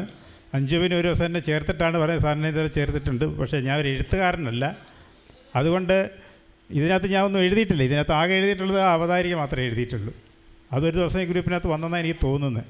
പിന്നെ കഴിഞ്ഞ 3-4 ദിവസത്തിന് മുമ്പ് അതിനെക്കുറിച്ച് ഞാൻ ഇപ്പോൾ സംസാരിക്കുന്നതിൻ്റെ ഏതാണ്ട് ഒരു ചെറിയ രൂപം അതിനകത്ത് എഴുതുകയും ചെയ്തിട്ടുണ്ട്. അത്രയ്ക്കേ ഇതിനെക്കുറിച്ച് പറയാവുള്ളൂ. ഇത് പിന്നെ സുനിൽമാഷ് നിർത്തരുത്, നമുക്ക് ഇതിൽ നിന്ന് കുറേ കവികളെ വാർത്തെടുക്കണം. ഇത് ഒരു നല്ല അവസരമാണ്. ഈ കായ്ക്കുന്ന മാവിനെ എറി കിട്ടൂ എന്ന് പറയുന്നൊരു ചൊല്ലുണ്ടല്ലോ, അതുപോലെ എന്തെങ്കിലും ചെയ്യുന്നു എന്ന് തോന്നിയാൽ ആൾ ആക്രമിക്കാൻ വരും, അതിൽ നിന്ന് മുതലെടുക്കാൻ വരും. എന്തെങ്കിലും പൂത്തു നിൽക്കുന്ന സമയത്ത് അതിനകത്ത് കൃമികീടങ്ങൾ വന്ന് ആക്രമിക്കുന്നത് പോലെ അതിൻ്റെ ചോര ഊറ്റാൻ വരും. അതൊന്നും ആക്കരുത്. എന്തായാലും വാക്കിടം എന്ന് പറയുന്ന ഈ ഗ്രൂപ്പിൻ്റെ കൂടെ ആദ്യന്തം ഞാനുണ്ടാവും എന്ന ഉറപ്പോടെ നിർത്തുന്നു. നമസ്കാരം. ചടങ്ങിൽ ദീപ സോമൻ മുഖ്യ അതിഥിയായി. ഇന്ന് ഞാനിവിടെ നിൽക്കുമ്പോൾ വളരെ ഒരു പ്രത്യേകതയുള്ളൊരു ദിവസമാണ് എനിക്ക്. ഇന്നെൻ്റെ പിറന്നാളാണ്. എൻ്റെ ഏറ്റവും പ്രിയപ്പെട്ട അച്ഛനും അമ്മയും എന്നെ കടന്നുപോയി 2 വർഷമായി. ഓരോ പിറന്നാൾ വരുമ്പോഴും ഞാൻ അവരെ ഭയങ്കരമായിട്ട് മിസ് ചെയ്യും. അപ്പോഴും ഞാൻ സുനിൽ മാഷിനോട് പറഞ്ഞു, ഒരു പ്രത്യേകതയുള്ള ദിവസമാണ് എനിക്ക്. അപ്പം എന്നോട് ചോദിച്ചു ആഘോഷം എങ്ങനെയാണ്. അപ്പം ഞാൻ പറഞ്ഞത്, എൻ്റെ അച്ഛനമ്മമാരില്ല, പിന്നെ എന്ത് സന്തോഷം, അവരാണല്ലോ ഈ ഭൂമിയിലേക്ക് എനിക്ക് ജന്മം തന്ന മഹാത്മാക്കൾ. അപ്പം സുനിൽ മാഷ് പറഞ്ഞത്, അതിനൊരു സന്തോഷമുണ്ട്, ഇന്ന് ഇവിടെ കുറച്ച് അച്ഛനമ്മമാരുടെ കൂടെ ഊണ് കഴിക്കാൻ പറ്റും. വളരെ വികാരം കൊണ്ട് എനിക്ക് എങ്ങനെ എൻ്റെ വാക്കുകളെ ഇന്ന് ഇവിടെ അവതരിപ്പിക്കണമെന്നറിയില്ല. എങ്കിലും ഞാൻ അമ്മയെ ഓർത്ത് എഴുതിയ 2 വരി ഒന്ന് വായിക്കട്ടെ. കടുത്ത തലവേദനയുടെ രാത്രി, പൊള്ളുന്ന കിടക്ക, തുറന്നിട്ട ജാലകം, കാറ്റിൻ്റെ കരങ്ങളിൽ ഉഷ്ണ തീഷ്ണത, മരുഭൂമിക്ക് നടുവിലെ ഞാൻ, കണ്ണുകളിലെ ചൂടിന് മുകളിൽ നനുത്ത വിരൽത്തുമ്പുകൾ, നെറ്റിയിലെ വേദനയ്ക്കു മുകളിൽ നനഞ്ഞ വെളുത്ത തുണിക്കീറ്, ഒഴുകിയിറങ്ങിയ കണ്ണീരിനെ ഒപ്പി മെലിഞ്ഞ വിരലുകൾ കൊണ്ട് ആശ്വാസത്തെ എന്നിലേക്ക് ഇറ്റിച്ചു തരുന്നതാര്? ഉറക്കം ചുംബിക്കുന്ന കൺപോളകളെ ആയാസത്തോടെ വിടർത്തി അമ്മയുടെ ചെറുചിരിയാണ് നിലാവിനെ പടർത്തുന്നത്. അമ്മയുടെ വിരലിൻ്റെ കുളിർമയാണ് നെറ്റിയിലെ നനവാർന്ന തുവാലമേൽ പടരുന്നത്. വല്ലായ്മകളുടെ പർവ്വങ്ങളിൽ ചാഞ്ഞും ചരിഞ്ഞും പെയ്യുന്ന കനിവിൻ കുളിർക്കണങ്ങൾ അമ്മ മാത്രം. അമ്മയെയും അച്ഛനെയും വളരെയധികം മിസ് ചെയ്യുന്നു എന്ന് പറയുമ്പോൾ, എൻ്റെ അമ്മ 22 വർഷം ഞാൻ എൻ്റെ കുഞ്ഞിന് ജന്മമേകി ഒരാഴ്ച കഴിഞ്ഞപ്പോൾ എൻ്റെ അമ്മ കിടപ്പിലായി. 22 വർഷം അമ്മ കിടപ്പിലായിരുന്നു. ഞാനിവിടെ സെക്രട്ടറി ജോലിയിൽ വന്നു. 10 വർഷം കഴിഞ്ഞ ലാസ്റ്റ് 10 വർഷം കേരള രാജ്ഭവനിലായിരുന്നു. അമ്മയെ കാണാൻ വല്ലപ്പോഴും ഓടിയെത്തുമായിരുന്നു. അച്ഛൻ മരിച്ചു കഴിഞ്ഞ് 2 വർഷം കൂടെ അമ്മ ജീവിച്ചിരുന്നു. അപ്പം മിക്ക ആഴ്ചകളിലും ഞാൻ അമ്മയെ കാണാൻ ചെല്ലും, കാരണം അമ്മ കിടപ്പിലാണ്. അത് കഴിഞ്ഞ് അമ്മ മരിച്ചു കഴിഞ്ഞപ്പോൾ ഞാൻ ആ ചടങ്ങിന് ചെല്ലുമ്പോൾ അവിടുത്തെ ആശാ വർക്കർ എന്നെ കണ്ടു. ദീപ സോമനാണല്ലേ, എഴുതുന്ന ആളാണല്ലേ. എൻ്റെ ഓരോ കവിതകളെക്കുറിച്ച് അവർ പറഞ്ഞു. അവർ വരുന്ന ഓരോ ആഴ്ചയിലും ഞാൻ എന്തെഴുതുന്നു, എൻ്റെ ഏത് പാട്ടാണ് പുറത്തിറങ്ങുന്നത്, ഇതെല്ലാം അവർക്കും കാണാപ്പാടമാണ്. കാരണം അമ്മയ്ക്ക് അഭിമാനമായിരുന്നു, അച്ഛനും 2 പേർക്കും അഭിമാനമാണ്. നമ്മൾ ഒരു ജീവിതത്തിൻ്റെയൊക്കെ പല ഘട്ടങ്ങളിലൂടെ കടന്നു പോകുമ്പം നമ്മളൊരു സമാധാനത്തിൻ്റെ തുരുത്തിലാണ് എന്ന ഒരു സന്തോഷമാണ് ഓരോ എഴുത്തും അവർക്ക് കാണുമ്പോൾ. കാരണം ഓരോ ജീവിതമാണ്, ഒത്തിരി ഘട്ടങ്ങളിലൂടെയൊക്കെ നമ്മൾ കടന്നു പോകുന്നുണ്ട്. ആ ഘട്ടങ്ങളിൽ എൻ്റെ മകൾ അത് അതിജീവിക്കുന്നുണ്ട് എന്ന ഒരു സന്തോഷമാണ് ഓരോ രചനയും കാണുമ്പോൾ എൻ്റെ അച്ഛനും അമ്മയും മനസ്സിലാക്കിയത്. ശരിക്കും പറഞ്ഞു കഴിഞ്ഞാൽ കുടുംബജീവിതമാണ്. നമുക്ക് ഒത്തിരി പ്രശ്നങ്ങളൊക്കെ ഉണ്ട്. നമ്മളുടെ മക്കളെ മനസ്സിലാക്കുക. ഇവിടെ ഒത്തിരി മാതാപിതാക്കളൊക്കെ ഉണ്ട്. നമ്മളുടെ മക്കളെ മനസ്സിലാക്കുക, ചേർത്ത് പിടിക്കുക. അതുപോലെ മക്കൾ നമ്മുടെ മാതാപിതാക്കളെ കൂടുതലായി അറിയാനും അവരെ ചേർത്ത് പിടിക്കാനും ഒരിക്കലും മറക്കരുത് എന്ന് മാത്രം ഞാൻ പറയുകയാണ്. ഏതായാലും ഈ വാക്കിടം ഗ്രൂപ്പിൻ്റെ പുസ്തകം അത് ഒത്തിരി പേരുടെ സ്വപ്നമാണ്, കണ്ണീരാണ്, ആഗ്രഹങ്ങളാണ് ആ കവിതകളിലൂടെ വന്നിരിക്കുന്നത്. ഞാൻ കവിത വായിച്ചു. അതിൽ എന്നെ സ്ട്രൈക്ക് ചെയ്ത കുറേ കവിതകളുണ്ട്. കൂടുതലും പ്രണയ കവിതകളാണ് കണ്ടത്. അതുപോലെ തന്നെ സന്തോഷ് സാറിൻ്റെ അസംസ്കൃതം എന്ന കവിത ഞാൻ പ്രത്യേകം ശ്രദ്ധിച്ചു. നല്ല രചനയാണ്, എല്ലാം നല്ല രചനകളാണ്. ഞാൻ ഓരോ കവിതയും വിശദമായിട്ട് നോക്കാൻ എനിക്ക് സമയം കിട്ടിയില്ല. തീർച്ചയായിട്ടും ഈ പുസ്തകത്തെക്കുറിച്ച് സോഷ്യൽ മീഡിയയിൽ എഴുതാനും മറ്റുള്ളവരിലേക്ക് ഈ പുസ്തകത്തെ എത്തിക്കാനും ഞാനും ശ്രമിച്ചു കൊള്ളാം. ഇനിയും പുതിയ രചനകൾ വരട്ടെ എന്ന് ആശംസിക്കുന്നു. അതുപോലെ തന്നെ ഈ ഒരു ഗ്രൂപ്പിൽ ഇതുപോലെ ഒരു പുസ്തകത്തിൻ്റെ ജീവനാഡിയായി നിന്ന സുനിൽ മാഷിനെ ഞാൻ പ്രത്യേകം അഭിനന്ദിക്കുന്നു.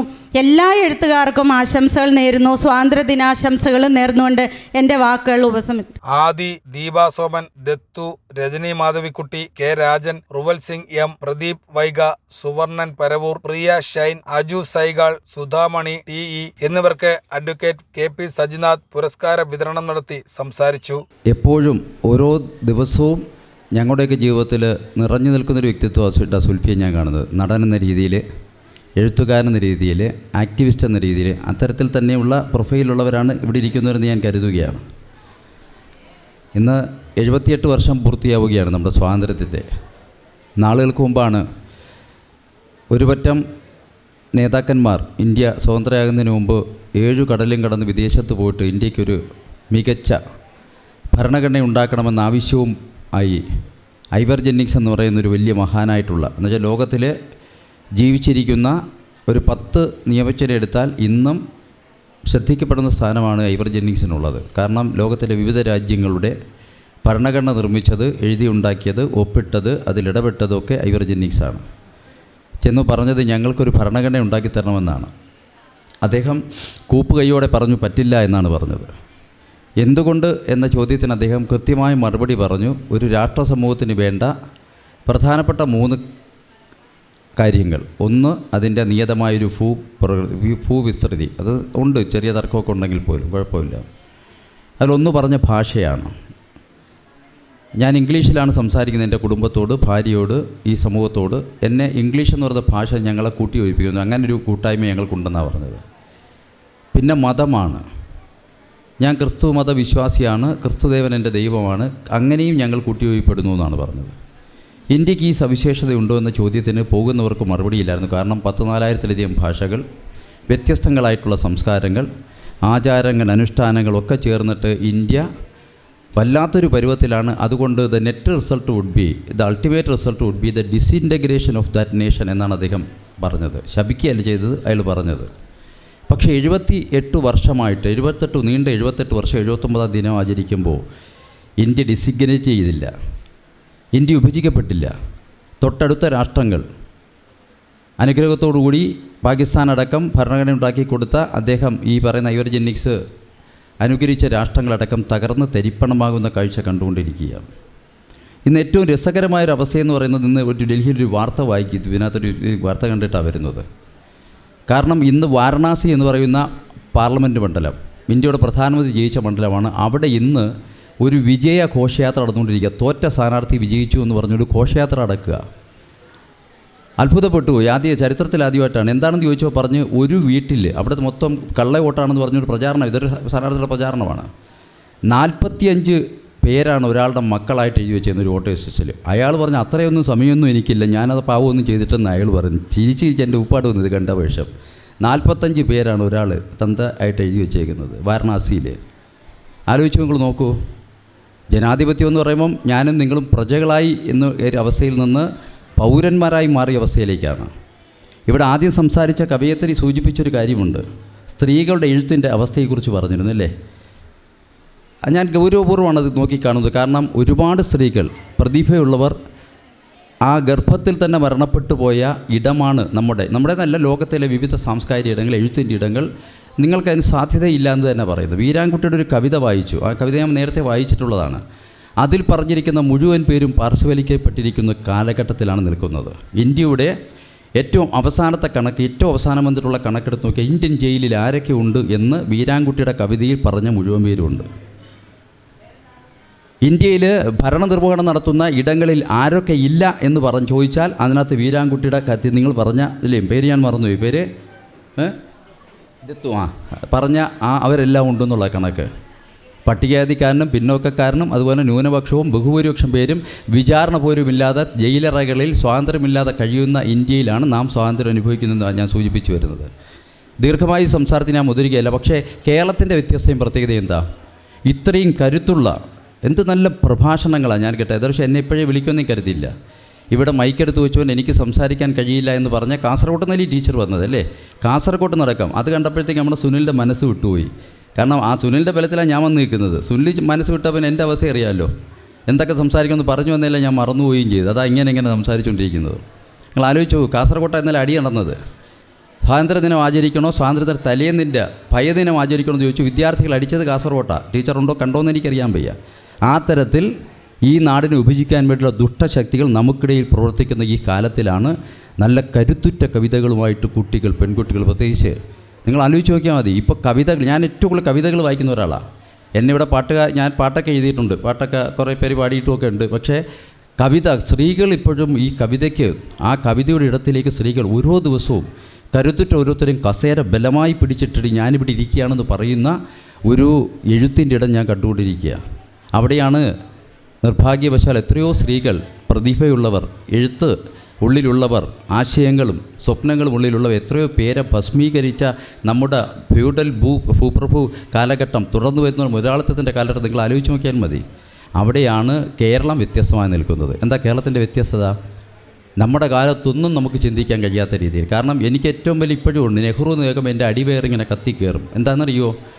നെഹ്റുവിന് കുട്ടികളെ ഇഷ്ടമോ എന്ന് ടീച്ചർ എപ്പോഴും പറയും. എൻ്റെ കുട്ടിക്കാലത്ത് എപ്പോഴും സംശയമുള്ള ഒരാളാണ് ഞാൻ.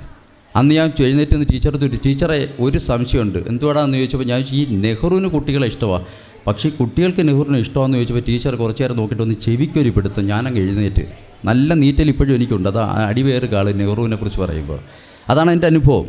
പക്ഷേ ഇന്നത്തെ കുട്ടികൾക്ക് അങ്ങനെയാണോ? ആലോചിച്ച് നോക്കേ. ഞങ്ങളുടെ നാട്ടിലെ 10ാം ക്ലാസ്സിൽ പഠിക്കുന്ന ഈ കൊട്ടാരക്കരയിൽ അവിടുത്തെ ഒരു കുട്ടിയാണ് ഒരു കവിത എഴുതിയത്. അവധിക്കാലത്ത് നിന്ന് ഞങ്ങൾ പോകുന്നു അല്ലേ, മഴക്കാലത്തിൻ്റെ വർണ്ണശോഭയാർന്ന ഒരു ഇതിലേക്ക് പോകുന്നു എന്ന് പറഞ്ഞുകൊണ്ട് 45 ലക്ഷം കുട്ടികൾ, രക്ഷിതാക്കൾ, ഞാനടക്കമുള്ള രക്ഷിതാക്കൾ കേട്ട അത്ഭുതകരമായ മനോഹരമായൊരു കവിത എഴുതിയത് 10ാം ക്ലാസ്സിൽ പഠിക്കുന്ന 15 വയസ്സുള്ളൊരു കുട്ടിയാണ്. ആ കുട്ടി തന്നെ ഞങ്ങളുടെ കൊട്ടാരക്കര ഉള്ളതാണ്.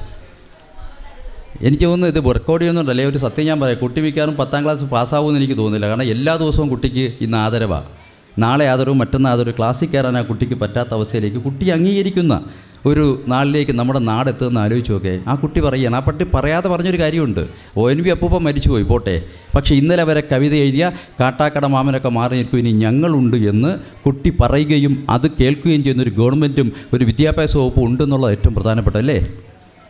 ഞാൻ അടുത്ത കാലത്ത് വായിച്ചൊരു കഥ, ഞാൻ ഇന്നും ഒരു കഥ വായിച്ചുകൊണ്ടിരിക്കുക. രാജു സാറ് കണ്ട് എഴുതാനായിട്ട് രാജു സാർ ഒരു കഥ നാളെ ഇന്ന് ഉച്ചയ്ക്ക് ശേഷം ചർച്ച ചെയ്യണം പോയി വായിച്ചുകൊണ്ടേ ഇരിക്കുകയാണ്. ഒരു 2ാം ക്ലാസ്സുകാരിലെ കുട്ടി, ആ കുട്ടിയെ വളർത്തിയത് അന്തസ്സായിട്ട് ഒരു അമ്മ. ഒരുപക്ഷെ അമ്മ ടീച്ചറോ, അല്ലെങ്കിൽ ടീച്ചറെന്ന് വെച്ചാൽ എല്ലാ കോളേജ് ടീച്ചർമാരും ഗുണമുള്ളതെന്ന് ഞാൻ പറയത്തില്ല. ടീച്ചർമാരോട് പറഞ്ഞ ഏറ്റവും വലിയ വാചകം എന്ന് പറയുന്നത് നമ്മുടെ നിത്യനീതി പറഞ്ഞാണ്. ഏതെങ്കിലും കാലത്ത് ഏതെങ്കിലും ഒരു കുട്ടി നിങ്ങളുടെ മുന്നിലിരിക്കുന്നത് നിങ്ങളുടേതല്ല എന്ന് തോന്നിയാൽ ആ ടീച്ചർ അപ്പോഴും പണി നിർത്തിക്കൊള്ളണമെന്ന് പറഞ്ഞ ഒരു ആരെയാണ് പറഞ്ഞത്? നമ്മുടെ ഇദ്ദേഹമാണ് പറഞ്ഞത്. ആലോചിച്ച് നോക്കിയേ, ഒരു നല്ല ടീച്ചറിൻ്റെ കുട്ടി, നല്ല അമ്മയുടെ കുട്ടി. എന്താ അമ്മയുടെ കുട്ടി? നമ്മളൊക്കെ കൊച്ചുങ്ങളോട് കൊഞ്ചിച്ച് വർത്താനം പറയുമ്പോൾ അവർ ദൂരദർശൻ്റെ ഭാഷ, ദൂരദർശൻ്റെ അല്ല, പഴയ ആകാശവാണി ഭാഷയിൽ കുട്ടിയോട് സംസാരിക്കുന്നത് ഞാൻ പോയി കണ്ടവരെ വലിയ കുട്ടിയുടെ വ്യക്തിത്വത്തെ അംഗീകരിക്കുകയാണ്. ആ കുട്ടിയോട് ചോദിക്കുന്നു, നമ്മുടെ ഈ കുടുംബ ജനാധിപത്യത്തിൽ നിനക്കെന്തെങ്കിലും പറയാനുണ്ടോ? കുട്ടിയുടെ അഭിപ്രായം പറയുക. നമ്മളെന്താ പറയുന്നത്? പോയി ഇരുന്ന് പണിയിടാം, ഞങ്ങൾക്ക് വേറെ പണിയുണ്ടെന്നല്ലേ ഈ കുട്ടിയോട് പറയുന്നത്. ആ ജനാധിപത്യത്തിൽ കുട്ടിയെ ബന്ധപ്പെടുത്തുവാൻ കഴിയുന്ന ഒരു കുടുംബത്തിൽ നിന്ന് വളർന്ന ഒരു കുട്ടി, മുത്തശ്ശി മാറോട് ചേർത്ത് ചൂടുള്ള കഥകൾ പറഞ്ഞു കൊടുത്ത കുട്ടി, വാക്കുകൾ കൂട്ടിച്ചൊല്ലാൻ കഴിഞ്ഞ സമയത്ത് കഥ പറയാൻ തുടങ്ങിയ കുട്ടി. ആ കഥ പറഞ്ഞ കുട്ടിയുടെ കഥ ഞാൻ കഴിഞ്ഞ ദിവസം വായിച്ച് അത്ഭുതപ്പെട്ടു പോയി. കഥ എന്താണെന്നറിയോ? എൻ്റെ വീടിൻ്റെ തിരുമുറ്റത്തൊരു ഊഞ്ഞാൽ, ആ ഊഞ്ഞാലിൽ ഒരു കിളി എപ്പോഴും വന്നിരുന്ന ആടുമായിരുന്നു. ആടി ആടി ആടി കിളിക്ക് ബോറടിച്ചു. ഒരു കുട്ടിക്ക് എഴുതുന്ന കഥയാണ് പറഞ്ഞു കൊടുക്കുന്ന. അമ്മ എഴുതി വെക്കിയ കഥ. അമ്മയ്ക്ക് വേണേൽ സീരിയൽ കാണാം, മൊബൈൽ തോണ്ടിക്കൊണ്ടിരിക്കാം, പോയി പണി നോക്കാൻ പറയാം. പക്ഷെ അങ്ങനെയല്ല, അമ്മ എഴുതി വെച്ചോ കഥകളെല്ലാം. അതിലൊരു കഥ സെലക്ട് ചെയ്തെടുത്തിട്ടാണ് ആ കഥ ഞാൻ വായിച്ചു അത്ഭുതപ്പെടുക. എന്നിട്ട് ആ കുട്ടി ബോറടിച്ചിട്ട് എന്ത് ചെയ്തു? എന്നിട്ട് എന്നാണ് എഴുതിയേക്കുന്നത്. എന്നിട്ട് ആ കുട്ടി ചുറ്റും നോക്കി, തന്നോട് കളിക്കാൻ ആരെങ്കിലും ഉണ്ടോ?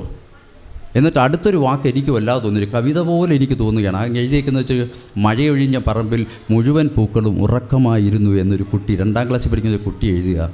3ാം ക്ലാസ്സിലെ പാഠപുസ്തകത്തിൽ അതെടുത്ത് വെച്ചിട്ടുണ്ട് ഈ കേരളത്തിലെ ഗവൺമെൻറ്. എത്ര പേര് അറിഞ്ഞിട്ടുണ്ടത്? 3ാം ക്ലാസ്സിലെ കുട്ടികളത് പഠിച്ചിട്ട് അവർ ക്യൂ ആയി പോയി 2ാം ക്ലാസ്സിലെ കുട്ടി അത്ഭുതത്തോടു കൂടി സൂപ്പർ സ്റ്റാറിനെ നോക്കുന്നവരെ നോക്കിക്കൊണ്ടിരിക്കുക. കുട്ടികൾക്ക് എന്ത് വേണം എന്ന് ആലോചിക്കുന്ന ഒരു ഭരണകൂടം കേരളത്തിലുണ്ട് എന്ന് കാണിക്കുക, ഒരു മന്ത്രാലയം ഉണ്ടെന്ന് കാണിക്കുക. അവിടെയാണ് 5000-ലധികം സ്കൂളുകൾ ഒരു സംസ്ഥാനത്ത് ഉത്തർപ്രദേശിൽ പൊട്ടുന്നു എന്നാണ് റിപ്പോർട്ട്. 1653 കറക്റ്റ് കണക്കാണ്, കുറിച്ച് വെച്ചോണം. അരുണാചൽ പ്രദേശ് എന്ന് പറയുന്ന ഒരു സംസ്ഥാനത്ത് സ്കൂൾ പൂട്ടുകയാണ്. ഇവിടെ 78 സ്കൂളുകൾ പുതുതായിട്ട് തുടങ്ങി കേരളത്തിൽ. ആലോചിച്ച് നോക്കിയാൽ മതി. ആ കുട്ടി എത്ര ഭാഗ്യം ചെയ്ത കുട്ടിയാണ്. ഞങ്ങളുടെ നാട്ടിലൊരു കുട്ടിയാണ് അശ്വതി, കൂട്ടുകാരിയെടുത്ത് പറയുന്നു, ഈ ക്ലാസ്സിലെ പാഠപുസ്തകം ഒന്ന് നോക്കേ, ഈ പടം ഞാൻ വരച്ചതാണ്. നമ്മുടെ കാലത്ത് പറ്റുമായിരുന്നോ? നമുക്കൊക്കെ എത്രയോ വരയ്ക്കാൻ അറിയാമെന്ന്. ആരും ശ്രദ്ധിക്കാൻ ഇല്ല. അത്രയാണ് നമ്മുടെ കാലത്ത്. പക്ഷേ ഒരു കുട്ടി അഭിമാനബോധത്തോട് അന്തസ്സോടുകൂടി കുട്ടിയെ അഭിപ്രായം പറഞ്ഞ് വളർത്തിയാൽ ഈ നാട് മാറുമെന്നാണ് ഒരു 2.5 വയസ്സുള്ളൊരു കുഞ്ഞ് പറഞ്ഞത്. ആ കുഞ്ഞെന്താ ചെയ്തെന്നറിയുമോ? ആ കുഞ്ഞ് അംഗൻവാടിയിൽ പോയിട്ട് ടീച്ചറടുത്ത് പറഞ്ഞ് ഇത്രയും മാത്രമല്ല, ടീച്ചറെ എനിക്ക് ഈ പുല്ല് ഉപ്പുമാവൊന്നും വേണ്ട, ഇതൊന്നും വേണ്ടെന്നാണ്. എന്തോ ആവശ്യപ്പെട്ടെന്തുവാ? ബിരിയാണി അല്ല, ബിർണാണി. ഞാൻ ഇതോട് ചോദിക്കും, ഞാൻ നോക്കി വെച്ചാൽ കാരണം കൂടെ ഈ ചില ഒരു സ്ത്രീകൾ ഇങ്ങനെ വന്നിട്ട് പിണറായി ചീത്ത വിളിക്കും. ഇനി പിണറായി വേണമെന്നാണ് ആ പറഞ്ഞതെന്ന് ഇങ്ങനെ നോക്കി. പിണറായി യജ്ഞം കൊണ്ട് വിടാമെന്നെങ്ങാണ് വന്നല്ല, ബിർണാണി വേണമെന്നൊരു കുട്ടി പറയുക. ഞാൻ അഭിമാനത്തോട് പറയുക. ആലോചിച്ച് നോക്കേ, 13ാമത്തെ ദിവസമാണ് ഒരു കൊച്ചു കുഞ്ഞിൻ്റെ ഒരാഗ്രഹം, സ്വപ്നം. അത് മന്ത്രിസഭയുടെ തീരുമാനമായിട്ട് ഇന്ന് ബിരിയാണി കൊടുക്കുക. ഞാൻ കോർപ്പറേഷൻ കൗൺസിലറൊക്കെ ആയിരുന്നു. ഞാൻ വസ്തു മേടിച്ചൊക്കെ കിട്ടിയൊരു വീട്ടിൽ ചെന്നപ്പോൾ ഒരു തടിയ ഒരു പയ്യ ഇരിക്കുന്നു. ഞാൻ ചോദിച്ചു, എന്തുവാടാ രക്ഷപ്പെട്ടല്ലോ, കോളടിച്ചല്ലോ എന്ന് ചോദിച്ചപ്പോൾ അവൻ എന്നെ ഇങ്ങനെ നോക്കിയിട്ട് എന്തോന്ന് കോള് മാമാ. ഞാൻ ചോദിച്ചു, എന്താ എഗ്ഗ് ബിരിയാണി ആർക്ക് വേണമെന്ന് അവൻ ചോദിച്ചു. കൊച്ചു പയ്യൻ. അവൻ്റെ ഓപ്ഷൻ കിട്ടി, അവന് ചിക്കൻ ബിരിയാണി വേണമെന്ന് പറയുക. ആ അവസ്ഥയിലേക്ക് കുട്ടികളെ അംഗീകരിക്കാൻ കഴിയുന്ന ഒരു സമൂഹമായിട്ട് നമ്മുടെ സമൂഹം മാറുമ്പോൾ, ഞാൻ നിങ്ങളോട് സംസാരിക്കുമ്പോൾ കർണാടക എന്ന് പറയുന്ന സംസ്ഥാനത്തിൽ ഞാൻ ചൈൽഡ് വെൽഫെയർ കമ്മിറ്റി ചെയർമാൻ കൂടെ, അതുകൊണ്ട് ആ റിപ്പോർട്ട് കണക്ക് കൃത്യമായിട്ട് പറയുന്നത് 3.5 ലക്ഷം കുട്ടികൾ സ്കൂളിൽ ചെന്നിട്ടില്ല. നിങ്ങൾ മനസ്സിലാക്കണം. അവിടെ തന്നെയാണ് നിങ്ങളും സ്വാതന്ത്ര്യത്തിൻ്റെ സന്തോഷം പങ്കുവയ്ക്കുന്ന, അല്ലെ കവികളുടെ ഈ ഇടയിൽ ഇരുന്നുകൊണ്ട് ആഹ്ലാദം പങ്കുവയ്ക്കുന്ന ഈ ഇടയിലാണ് പിച്ചച്ചട്ടിയും ഒട്ടിയ വയറുമായി നിൽക്കുന്ന കുട്ടികളുടെ മുന്നിലേക്ക് മിസൈൽ ഇട്ട് കൊടുക്കുന്ന നൃശംസതയും നടക്കുന്നതെന്ന് മനസ്സിലാക്കണം. അവിടെയാണ് നിങ്ങൾ അസ്വസ്ഥരാകുന്നത്. എനിക്ക് എഴുതാനറിയില്ല.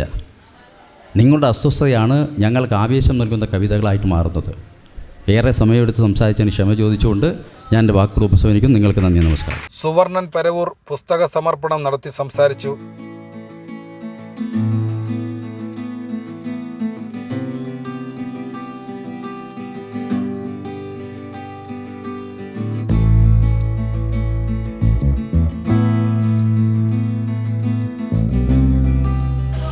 അങ്ങനെ കൂടെ കാണുമെന്ന് പറഞ്ഞതിൻ്റെ അടിസ്ഥാനത്തിൽ ഗ്രൂപ്പിലേക്ക് ഞാൻ ആഡ് ചെയ്ത മാഷാണ് സുൽഫി മാഷ്. പക്ഷേ എനിക്ക് വലിയ സന്തോഷം തോന്നി. ഞാൻ ആഡ് ചെയ്തപ്പം സുൽഫി മാഷ് ഇത്രയും ലൈവായ ആ ഗ്രൂപ്പിൽ അന്ന് മുതൽ ഇന്ന് വരെ ഞാൻ എല്ലാ ദിവസവും ശ്രദ്ധിക്കുമ്പം സുൽഫി മാഷിൻ്റെ കവിതയുണ്ട്. എല്ലാ കാര്യങ്ങളിലും ഒപ്പം സഞ്ചരിക്കുന്നു എന്ന് പറയുമ്പം ഞാൻ നേരത്തെ സൈമാഷ് പറഞ്ഞ പോലെ ഇതൊരു കവിയായിട്ട് ഞാനും ഈ അടുത്ത കാലത്ത് അറിയുന്നത്.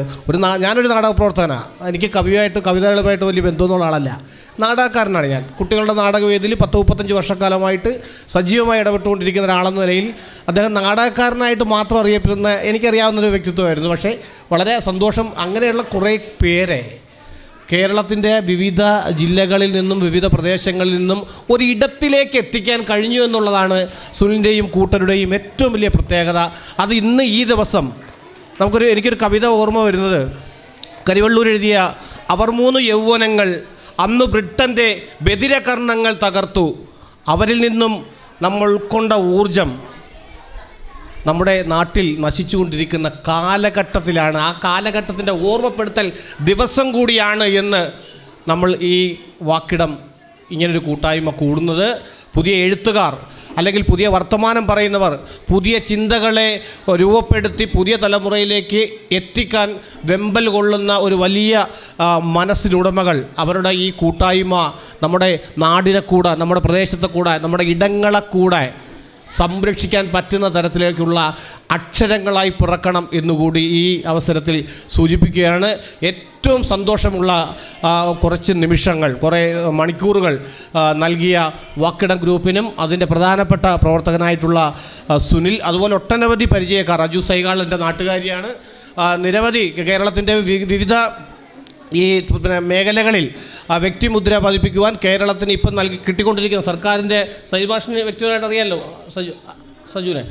അജു ഇപ്പം കിട്ടിക്കൊണ്ടിരിക്കുന്ന വിവിധ സർക്കാരിൻ്റെ പ്രോജക്റ്റുകൾക്ക്, അവാർഡുകൾക്ക് കിട്ടിക്കൊണ്ടിരിക്കുന്നതിനകത്തൊക്കെ പ്രധാന പങ്ക് വഹിച്ചിട്ടുള്ള ഒരു വ്യക്തിയാണ്. അങ്ങനെയുള്ള വിവിധ ഇടങ്ങളിലുള്ളവർ ഒത്തു ചേരാൻ കിട്ടിയ ഈ ഇടം സൃഷ്ടിക്കാൻ നൽകിയ ആ മനസ്സിന്, ആ ആർജവത്തിന് സുനിലിനും, അതോടൊപ്പം തന്നെ നേരത്തെ 1-2 വ്യക്തിത്വങ്ങൾ സൂചിപ്പിച്ചത് ഈ സമുദ്രതീരം, ഞാൻ പറയുന്നത് ഇവിടെ ഇരിക്കുന്ന അച്ഛനമ്മമാർ ആരുമില്ലാത്തവരല്ല, അവർക്ക് മാത്രമാണ് എല്ലാവരും ഉള്ളവർ എന്ന് പറയാൻ ആഗ്രഹിക്കുന്ന വ്യക്തിയാണ് ഞാൻ. ഒരിക്കലും ഒരു വേദിയിലും ഇവരാരുമില്ലാത്തവരല്ല എന്ന് പറയുന്ന വ്യക്തിയല്ല.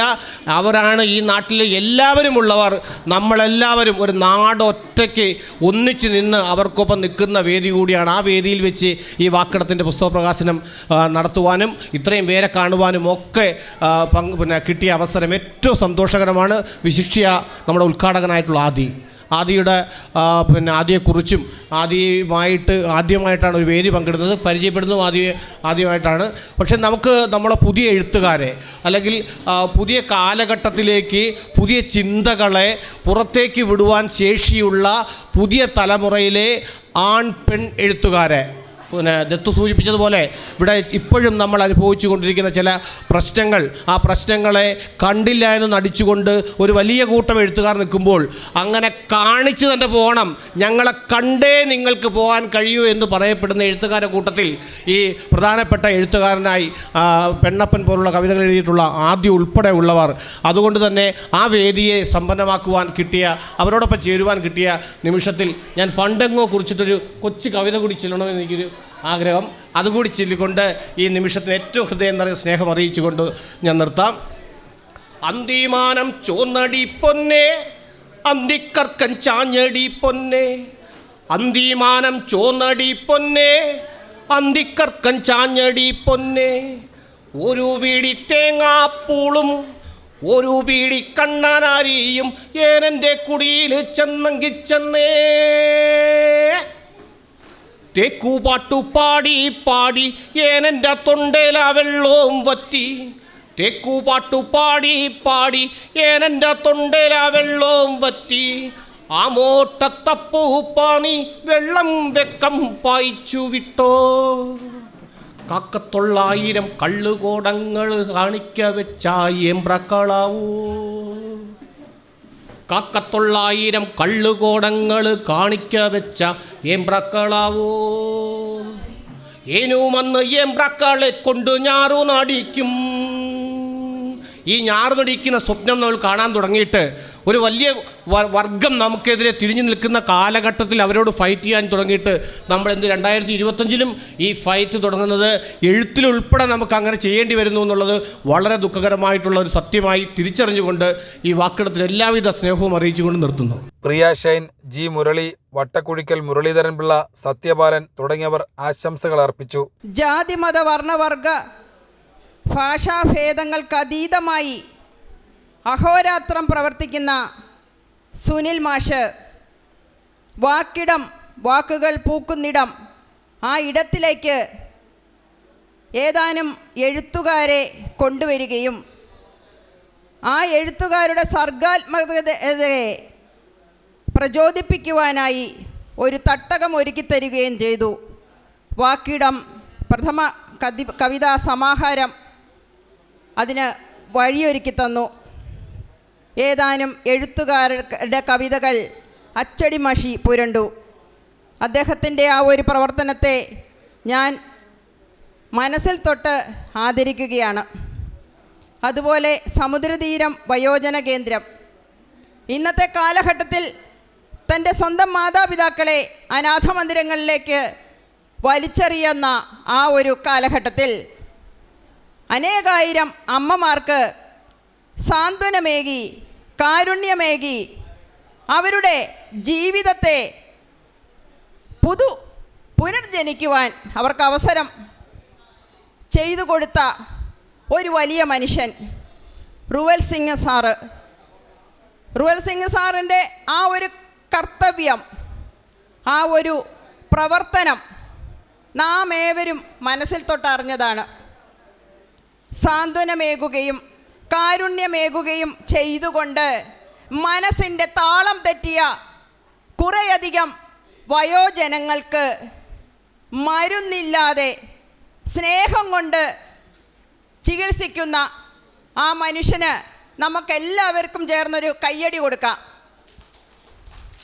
കയ്യടിക്ക് ശക്തി പോരാ. റുവൽ മാഷിന് എൻ്റെയും ഈ ഇവിടെ വന്നിരിക്കുന്ന ഓരോ മനുഷ്യരുടെയും പേരിൽ ഞാൻ അകമഴിഞ്ഞ നന്ദിയും സ്നേഹവും കടപ്പാടും ആദരവും അർപ്പിക്കുകയാണ്. നിങ്ങളാണ് മാഷേ മനുഷ്യൻ, മനുഷ്യത്വം എന്തെന്നറിയുന്ന മനുഷ്യൻ, പച്ചയായ മനുഷ്യൻ. ഓരോ വരികൾ എഴുതുമ്പോഴും ഭ്രാന്തിയാണ് എന്ന് പറഞ്ഞ് എന്നെ സമൂഹം, ബന്ധുക്കൾ, ചില ഇടങ്ങൾ ഭ്രഷ്ട് കൽപ്പിച്ച് മാറ്റി നിർത്തുമ്പോഴും ആർക്കാണ് ഭ്രാന്ത് എന്ന് ഞാൻ എൻ്റെ തീവ്രമായ തൂലിക കൊണ്ട് പേപ്പറുകളിൽ അടയാളപ്പെടുത്തിക്കൊണ്ട് ഞാൻ ഇന്ന് ഏറ്റുവാങ്ങിയത് എൻ്റെ 98ാമത്തെ അവാർഡാണ്. വിജയിക്കുന്നവളായിരിക്കണം സ്ത്രീ, അഗ്നിയായിരിക്കണം സ്ത്രീ എന്ന് ഓരോ സ്ത്രീകളെയും ഞാൻ തീവ്രമായി പറഞ്ഞ് മനസ്സിലാക്കിക്കൊണ്ട് വിധിയോട് പടവെട്ടി ക്യാൻസറിൻ്റെ കരാളഹസ്തങ്ങളിൽ നിന്നും കലയാകുന്ന മരുന്ന് ഞാൻ സ്വീകരിച്ചുകൊണ്ട് മനസ്സിനെ ബലപ്പെടുത്തി ഞാൻ എൻ്റെ പ്രയാണം വീണ്ടും അതിശക്തമായി തുടരുകയാണ്.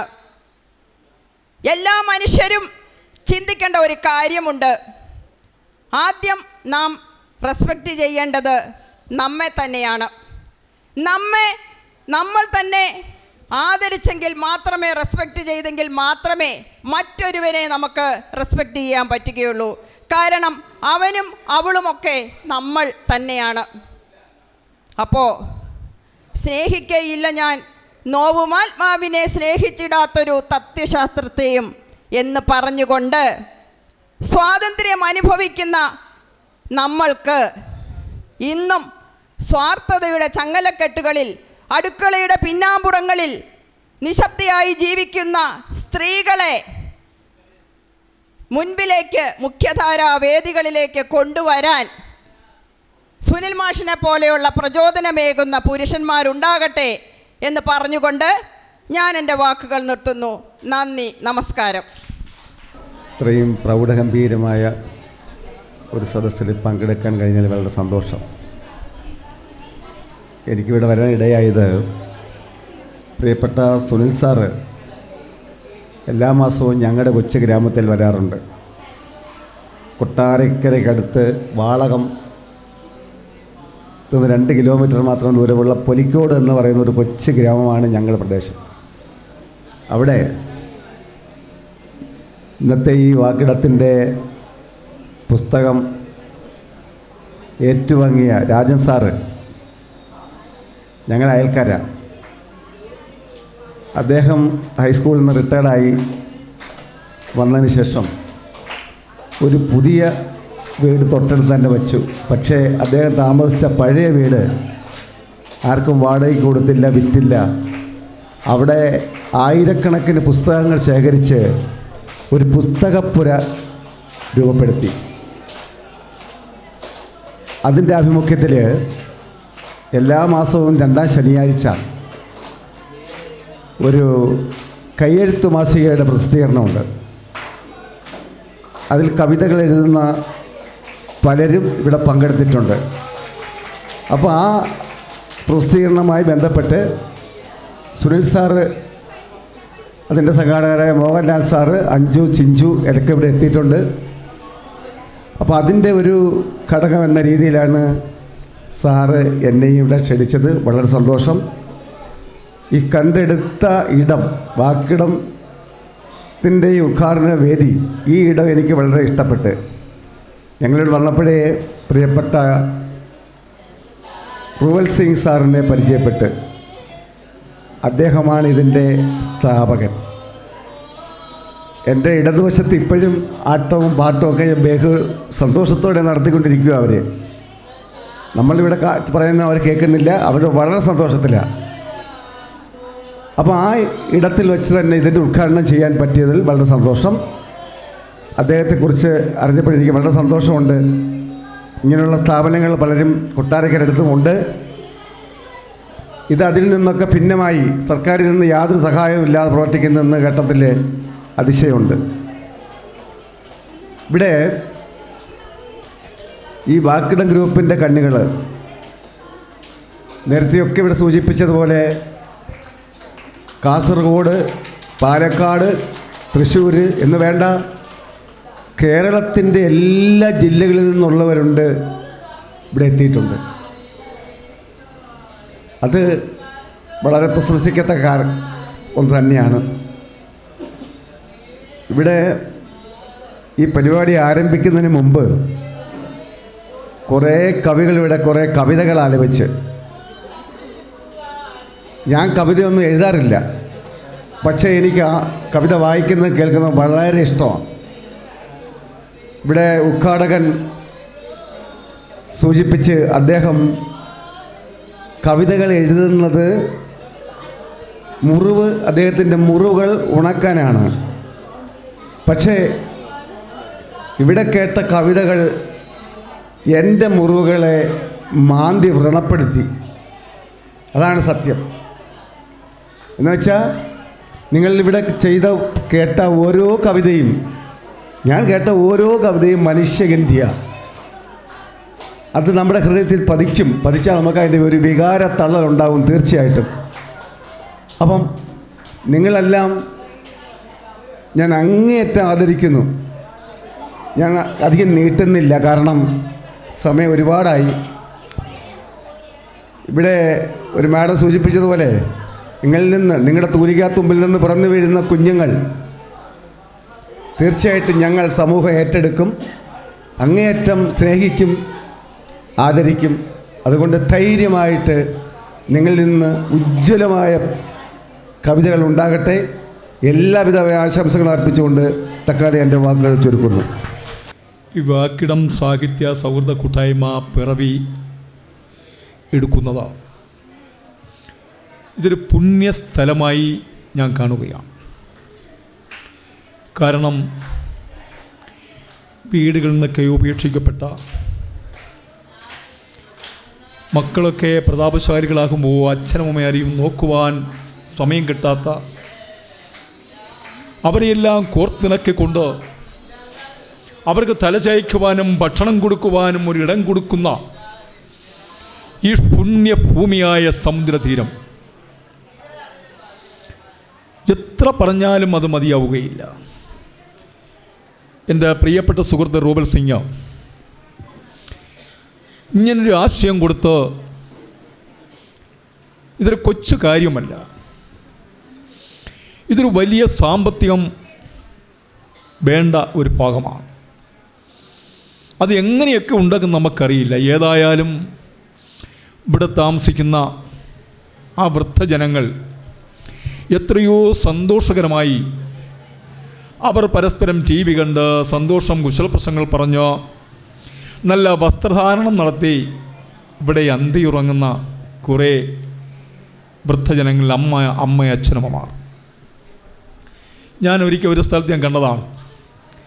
ഒരു വീട്ടിൽ മകൻ പുറത്താണ്. ഈ അമ്മയെ കൊണ്ടുവന്ന് ഇതുപോലെ ഒരു സ്ഥലത്തെത്തിച്ചു. അവിടെ വരെ ചെല്ലുമ്പോഴും അമ്മയെ അറിയുന്നില്ല. അമ്മയെ കൊണ്ട് എത്തിച്ചിട്ട് പറഞ്ഞിട്ട് ഇവിടെ നോക്കണമെന്ന് കുറേ കാശൊക്കെ കൊടുത്തിട്ട് അപ്പോഴാണ് ഈ അമ്മ അറിയുന്നത്, എന്നെ എല്ലാവരിൽ നിന്ന് മാറ്റി എനിക്കാരുമില്ലാത്ത ഒരു ഭാഗത്ത് കൊണ്ടുവന്നാക്കുകയാണ്. ഈ മകൻ പോയി അങ്ങ് മറയുന്നത് വരെ ഈ അമ്മ ഗ്രില്ലിൻ്റെ 2 കവളുകൾ പിടിച്ച് നിൽക്കുകയാണ്, എൻ്റെ മകൻ വിട്ട് പിരിഞ്ഞു പോകുന്നത്. അപ്പോൾ അമ്മയുടെ മനസ്സിലുണ്ടാകുന്ന ദുഃഖങ്ങൾ, ഞാൻ ഇങ്ങനെയുള്ള സ്ഥലത്തൊക്കെ ഞാൻ മിക്കവാറും ഇവിടെ തന്നെ പല ഭാഗങ്ങളും പല ഇതിലും ഞാൻ വരാറുണ്ട്. പക്ഷെ ഉണ്ടാകുന്ന ഒരു അമ്മയുടെ മനസ്സിൽ അച്ഛനും മനസ്സിലുണ്ടാകുന്ന ഒരു നൊമ്പരങ്ങൾ കൊച്ചു കാര്യമല്ല. നേരത്തെ കവിതയിലൊക്കെ പറഞ്ഞത് ഈ കവിതാ സമാനം തന്നെ അവരുടെ മനസ്സിലുണ്ടാകുന്ന ദുഃഖങ്ങളും സന്തോഷങ്ങളുമൊക്കെ ഇവർക്ക് ഉണ്ടാക്കുന്ന കവിതകൾ അത് ഈ നാട്ടിനൊരു മെസ്സേജ് ആയിരിക്കണമെന്നുള്ളതാണ് എൻ്റെ അഭിപ്രായം. കാര്യം ഇതൊക്കെ വായിക്കുമ്പോൾ തന്നെ ഓരോ മനുഷ്യൻ്റെയും മനസ്സിൽ അത് ആഞ്ഞിറങ്ങണം. തെറ്റുകൾ ചെയ്യാതെ അത് മാറി നിൽക്കുവാൻ കഴിയുന്ന ഒരു ഉപകാരമായി, ഒരു മെസ്സേജായി അത് മാറണം. എങ്കിൽ മാത്രമേ നമ്മൾ ചെയ്യുന്നത് സമൂഹത്തിന് വേണ്ടിയുള്ള നന്മയുണ്ടെങ്കിൽ മാത്രമേ നമുക്കതൊരു കൃതാർത്ഥതയിൽ പോകുവാൻ കഴിയൂ എന്ന് മനസ്സിലാക്കുന്നതാണ് ഞാൻ. ഈ കാര്യം ഞാനും ഒരു സമയത്ത് 2 കവിത എഴുതി. അതെനിക്ക് തന്നെ പറയാമെന്ന് പറഞ്ഞുകൂടാ. ഞാൻ റിട്ടയർമെൻറ്റ് എഴുതിയാണ്, ചുമ്മാ അതങ്ങ് എഴുതിയാണ്. ഞാൻ ഈ മുദ്രാവാക്യങ്ങൾ എഴുതി കൊടുക്കും. അത് ഈ മുദ്രാവാക്യങ്ങൾ എഴുതി കൊടുക്കുമ്പോൾ അതിങ്ങനെ പ്രാസമൊക്കെ ഒളിപ്പിച്ച് അതിങ്ങനെ ഇമ്പമേറുന്ന രീതിയിൽ അത് വിളിക്കുവാൻ ഉതകുന്ന രീതിയിൽ ഞാൻ മന്ദിരം ഉണ്ടാക്കാറുണ്ട്. അത് ഞാൻ കൊടുക്കാറുണ്ട്. അപ്പോൾ അങ്ങനെ വെച്ചുകൊണ്ട് ഞാനിതിൽ ഒരു 2 കവിത എഴുതി. ഞാൻ ഒരു കക്ഷിയുടെ റിട്ടയർമെൻറ്റിന് എന്നെ ക്ഷണിച്ചു. ഞാനതിൽ അത് വായിച്ചപ്പോൾ അതിൻ്റെ മാനേജിങ് ഡയറക്ടറുണ്ട്, ചെയർമാനിലുമുണ്ട്. പക്ഷെ ഞാനത് വായിച്ചു തീർന്നപ്പോൾ എല്ലാവരും കൈയടിച്ചു, സന്തോഷമായി എനിക്ക് കൈ തന്നു. പക്ഷെ ഞാനത് പിന്നെ അതൊന്നിനും അങ്ങനെ മെനക്കെട്ട് പോകാറില്ല. അത് തെറ്റോ ശരിയൊന്നും കൊടുത്തല്ല, ഒരു മെസ്സേജാണ് ഞാനതിൽ നിന്ന് കൊടുത്തത്. അപ്പോൾ ഒരു ഇഷ്ടപ്പെടുന്ന രീതിയിൽ. അതിൽ കവിതയെ പുറം കണ്ടൊന്നുമല്ല, ഞാൻ ഒരു കവിയൊന്നുമല്ല. എങ്കിലും എൻ്റെ പ്രിയപ്പെട്ട ഈ സുനിലിനെ ഞാനത് പറയുമ്പോൾ, ഞാൻ അടുത്തൊരു സ്കൂളിലെ PTA പ്രസിഡൻ്റായിരുന്നു. ആ സുനിലിനൊക്കെ മനസ്സിലാക്കുന്നതാണ് എൻ്റെ ഒരു കൊച്ചന്. കാരണം എന്തെല്ലാം പ്രശ്നം ഉണ്ടായാലും ഞാനൊരു കാര്യം പറയുമ്പോൾ എൻ്റെ അടുത്തൊരു കൊച്ചനിയനെ പോലെ വളരെ സന്തോഷമായാണ് സുനിലിനെ ഞാൻ അങ്ങോട്ടും കാണുന്നത്. അതാണ് ഇത്ര ഞാൻ എൻ്റെ 10 ദിവസം ഞാൻ ഹോസ്പിറ്റലായിരുന്നു, ഒരു അസുഖമായി കിടന്നതാണ് ഞാനത്. അപ്പോൾ ഞാനത് സുനിൽ വിളിച്ചപ്പോൾ ഞാൻ ഇന്നാണ് യഥാർത്ഥത്തിലൊന്ന് പുറത്തിറങ്ങുന്നത്. ഒരു സ്റ്റോണിൻ്റെ ഓപ്പറേഷൻ അയച്ചു വലുതായിപ്പോൾ ഓപ്പറേഷനായിരുന്നു. എങ്കിലും സുനിൽ വിളിക്കുന്ന വേദിയിൽ വരാതിരിക്കുവാൻ കഴിയില്ല എന്നുള്ളതാണ് വന്നത്. കാരണം ഞാൻ ആ PTA പ്രസിഡൻ്റായിരുന്നപ്പോൾ ഏതാണ്ട് സ്വാതന്ത്ര്യദിനമാണെന്ന് തോന്നുന്നു, ആ വേദിയിൽ ഇരിക്കും വലിയ കുടുംബം. അപ്പോൾ ഞാൻ സംസാരിച്ചിട്ട് ഞാൻ സുനിയെ സംസാരിക്കാൻ വിളിച്ചപ്പോൾ സുനി ആ വേദിയിൽ സംസാരിച്ച ആ പ്രസംഗ ശൈലി ഞാൻ എന്തെൻ്റെ മനസ്സിൽ നിന്ന് മാറിയിട്ടില്ല. അപ്പോഴാണ് എനിക്ക് കൂടുതലൊരു ആദരവും സ്നേഹവും എനിക്ക് സുനിലിനോട് ഉണ്ടാകാൻ തുടങ്ങിയത്. കാരണം എല്ലാവരും കൈയടിച്ചു. അതിൽ ഒരു ഏതാണ്ട് ശ്ലോകത്തോടു കൂടി തന്നെയാണ് ആ പ്രസംഗ ശൈലി അവിടെ അവതരിപ്പിച്ചത്. കാര്യം വെറുതെ ഇറക്കം അങ്ങനെ പ്രസംഗിക്കാൻ കഴിയില്ല.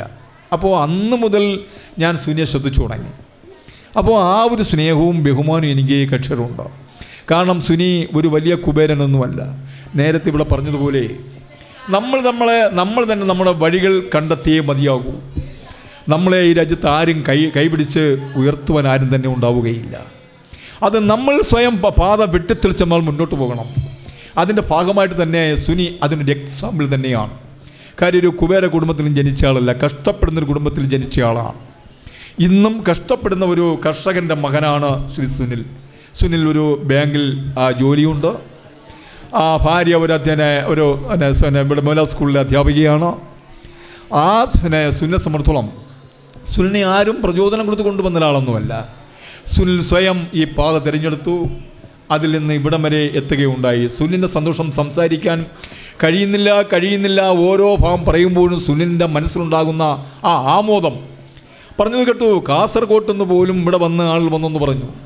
അപ്പോൾ അത്രമാത്രം ഒരു സന്തോഷം സുനിയുടെ മനസ്സിൽ നിന്നുകൊണ്ടാണ് വാക്കുകൾ പുറത്തേക്ക് വരാത്തത്. അത് പണ്ടൊരു ശ്ലോകം ചൊല്ലുന്ന പോലെ, ഓമൽ ഗുരുവിനെ തോൽപ്പിച്ച് അച്ഛനെ കൊന്ന ബുദ്ധിമാൻ അമ്മയ്ക്കൊന്നും കൊടുക്കാതെ ഭാര്യയ്ക്കെല്ലാം കൊടുക്കണം എന്ന് പറയുമ്പോൾ, ഓമൽ ഗുരുവിനെ തോൽപ്പിച്ച് നമ്മളെ അഭ്യസിപ്പിക്കുന്ന ഗുരുവിനെയും അതിജീവിച്ചുകൊണ്ട് അച്ഛനെ കൊന്ന ബുദ്ധിമാൻ, അച്ഛൻ്റെ സ്ഥാനത്ത് മകൻ്റെ പേരറിയപ്പെടണം. ഇന്നലെ വരെ ഇന്നയുടെ മകനാണ് സുനി എന്ന് അറിയപ്പെടുത്ത് ഇന്ന് സുനിയുടെ അച്ഛനാണെന്ന് അറിയപ്പെടണം. അതാണ് ഓമൽ ഗുരുവിനെ തോൽപ്പിച്ച് അച്ഛനെ കൊന്ന ബുദ്ധിമാൻ അമ്മയ്ക്കൊന്നും കൊടുക്കാതെ. അമ്മയ്ക്ക് പട്ടിണി കൊടുക്കണമെന്നാണോ? അമ്മയ്ക്കൊന്നും കൊടുക്കരുത്. ഭാര്യയ്ക്കെല്ലാം കൊടുക്കണം. അമ്മയ്ക്ക് 10 മാസം ചുമന്ന് പ്രസവിച്ച അമ്മയ്ക്ക് ഒന്നും നമ്മൾ എടുത്തു കൊടുക്കരുത്. അമ്മയ്ക്ക് ഇഷ്ടാനുസരണമായിരിക്കണം. അമ്മയ്ക്ക് സ്വാതന്ത്ര്യമുണ്ടാകണം. അമ്മയ്ക്കൊന്നും നമ്മൾ കൽപ്പിക്കരുത്, എടുത്തു കൊടുക്കരുത്. ഭാര്യയ്ക്കെല്ലാം കൊടുക്കണം. ഒരളവുകോൽ നമ്മളിൽ ഉണ്ടാകണം. ഭാര്യയ്ക്ക് ആരുടെ എന്നെ വിരോധിക്കേണ്ട. അമ്മ ആ ഒരു സ്വാതന്ത്ര്യം അവരുടെ അളന്ന് എല്ലാം അളന്ന് കൊടുക്കണമെന്നല്ല. പണ്ട് ബുദ്ധന്മാരെഴുതിയാണ്, ഭാര്യയ്ക്ക് അമ്മയ്ക്കൊന്നും കൊടുക്കാതെ അമ്മയ്ക്കൊന്നും ഭാര്യയ്ക്കെല്ലാം കൊടുക്കണമെന്ന് പറയാം.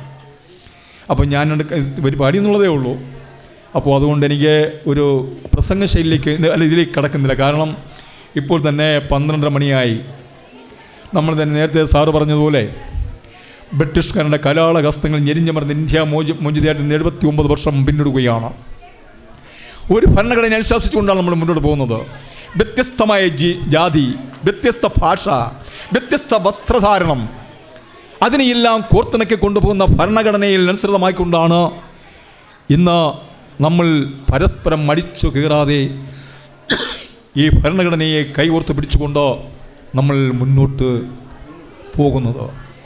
എൻ്റെ പ്രിയമുള്ളവരുടെ, സത്യസന്ധമായി ആത്മാർത്ഥമായി നമ്മൾ ഇങ്ങനെ വരുന്ന കവികളെ പ്രോത്സാഹിപ്പിച്ചുകൊണ്ട് നാളെയുടെ ഒരു വാഗ്ദാനമായി സുനി മാറട്ടെ എന്ന് എല്ലാം ആശംസിച്ചുകൊണ്ട് എൻ്റെ വാക്കുകൾ നിർത്തുന്നു.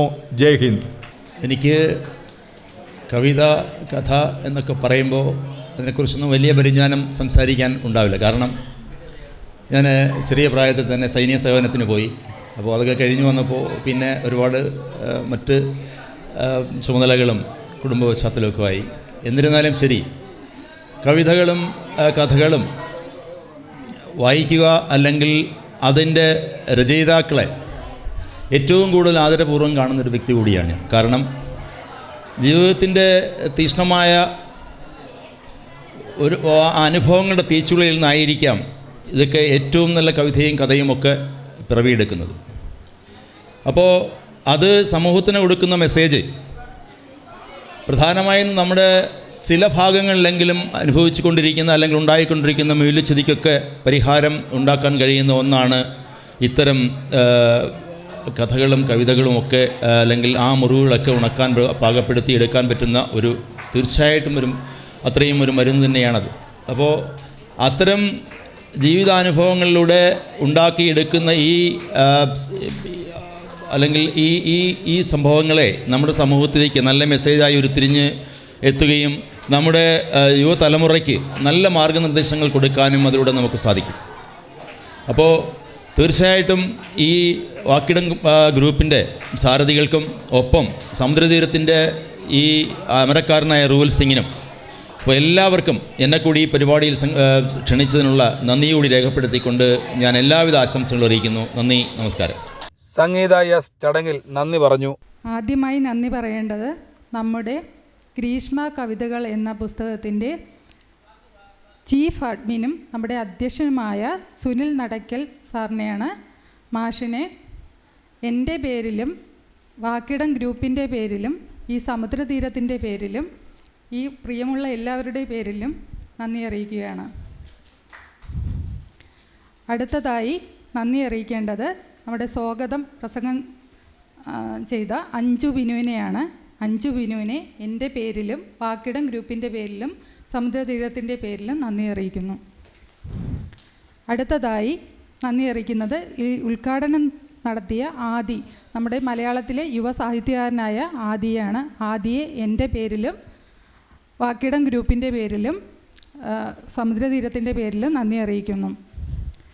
അടുത്തതായി മുഖ്യ പ്രഭാഷണം ചെയ്ത ദത്തുവിനെ നന്ദി അറിയിക്കുകയാണ്.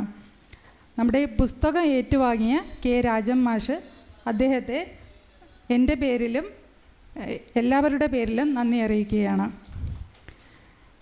അടുത്തതായി നന്ദി അറിയിക്കുന്നത് സന്തോഷ് വാര്യ മാഷിനെയാണ്. പുസ്തകം പരിചയപ്പെടുത്തിയ സന്തോഷ് മാഷിനെ എൻ്റെ പേരിലും ഈ വാക്കിടം ഗ്രൂപ്പിൻ്റെ പേരിലും എല്ലാവരുടെ പേരിലും നന്ദി അറിയിക്കുകയാണ്.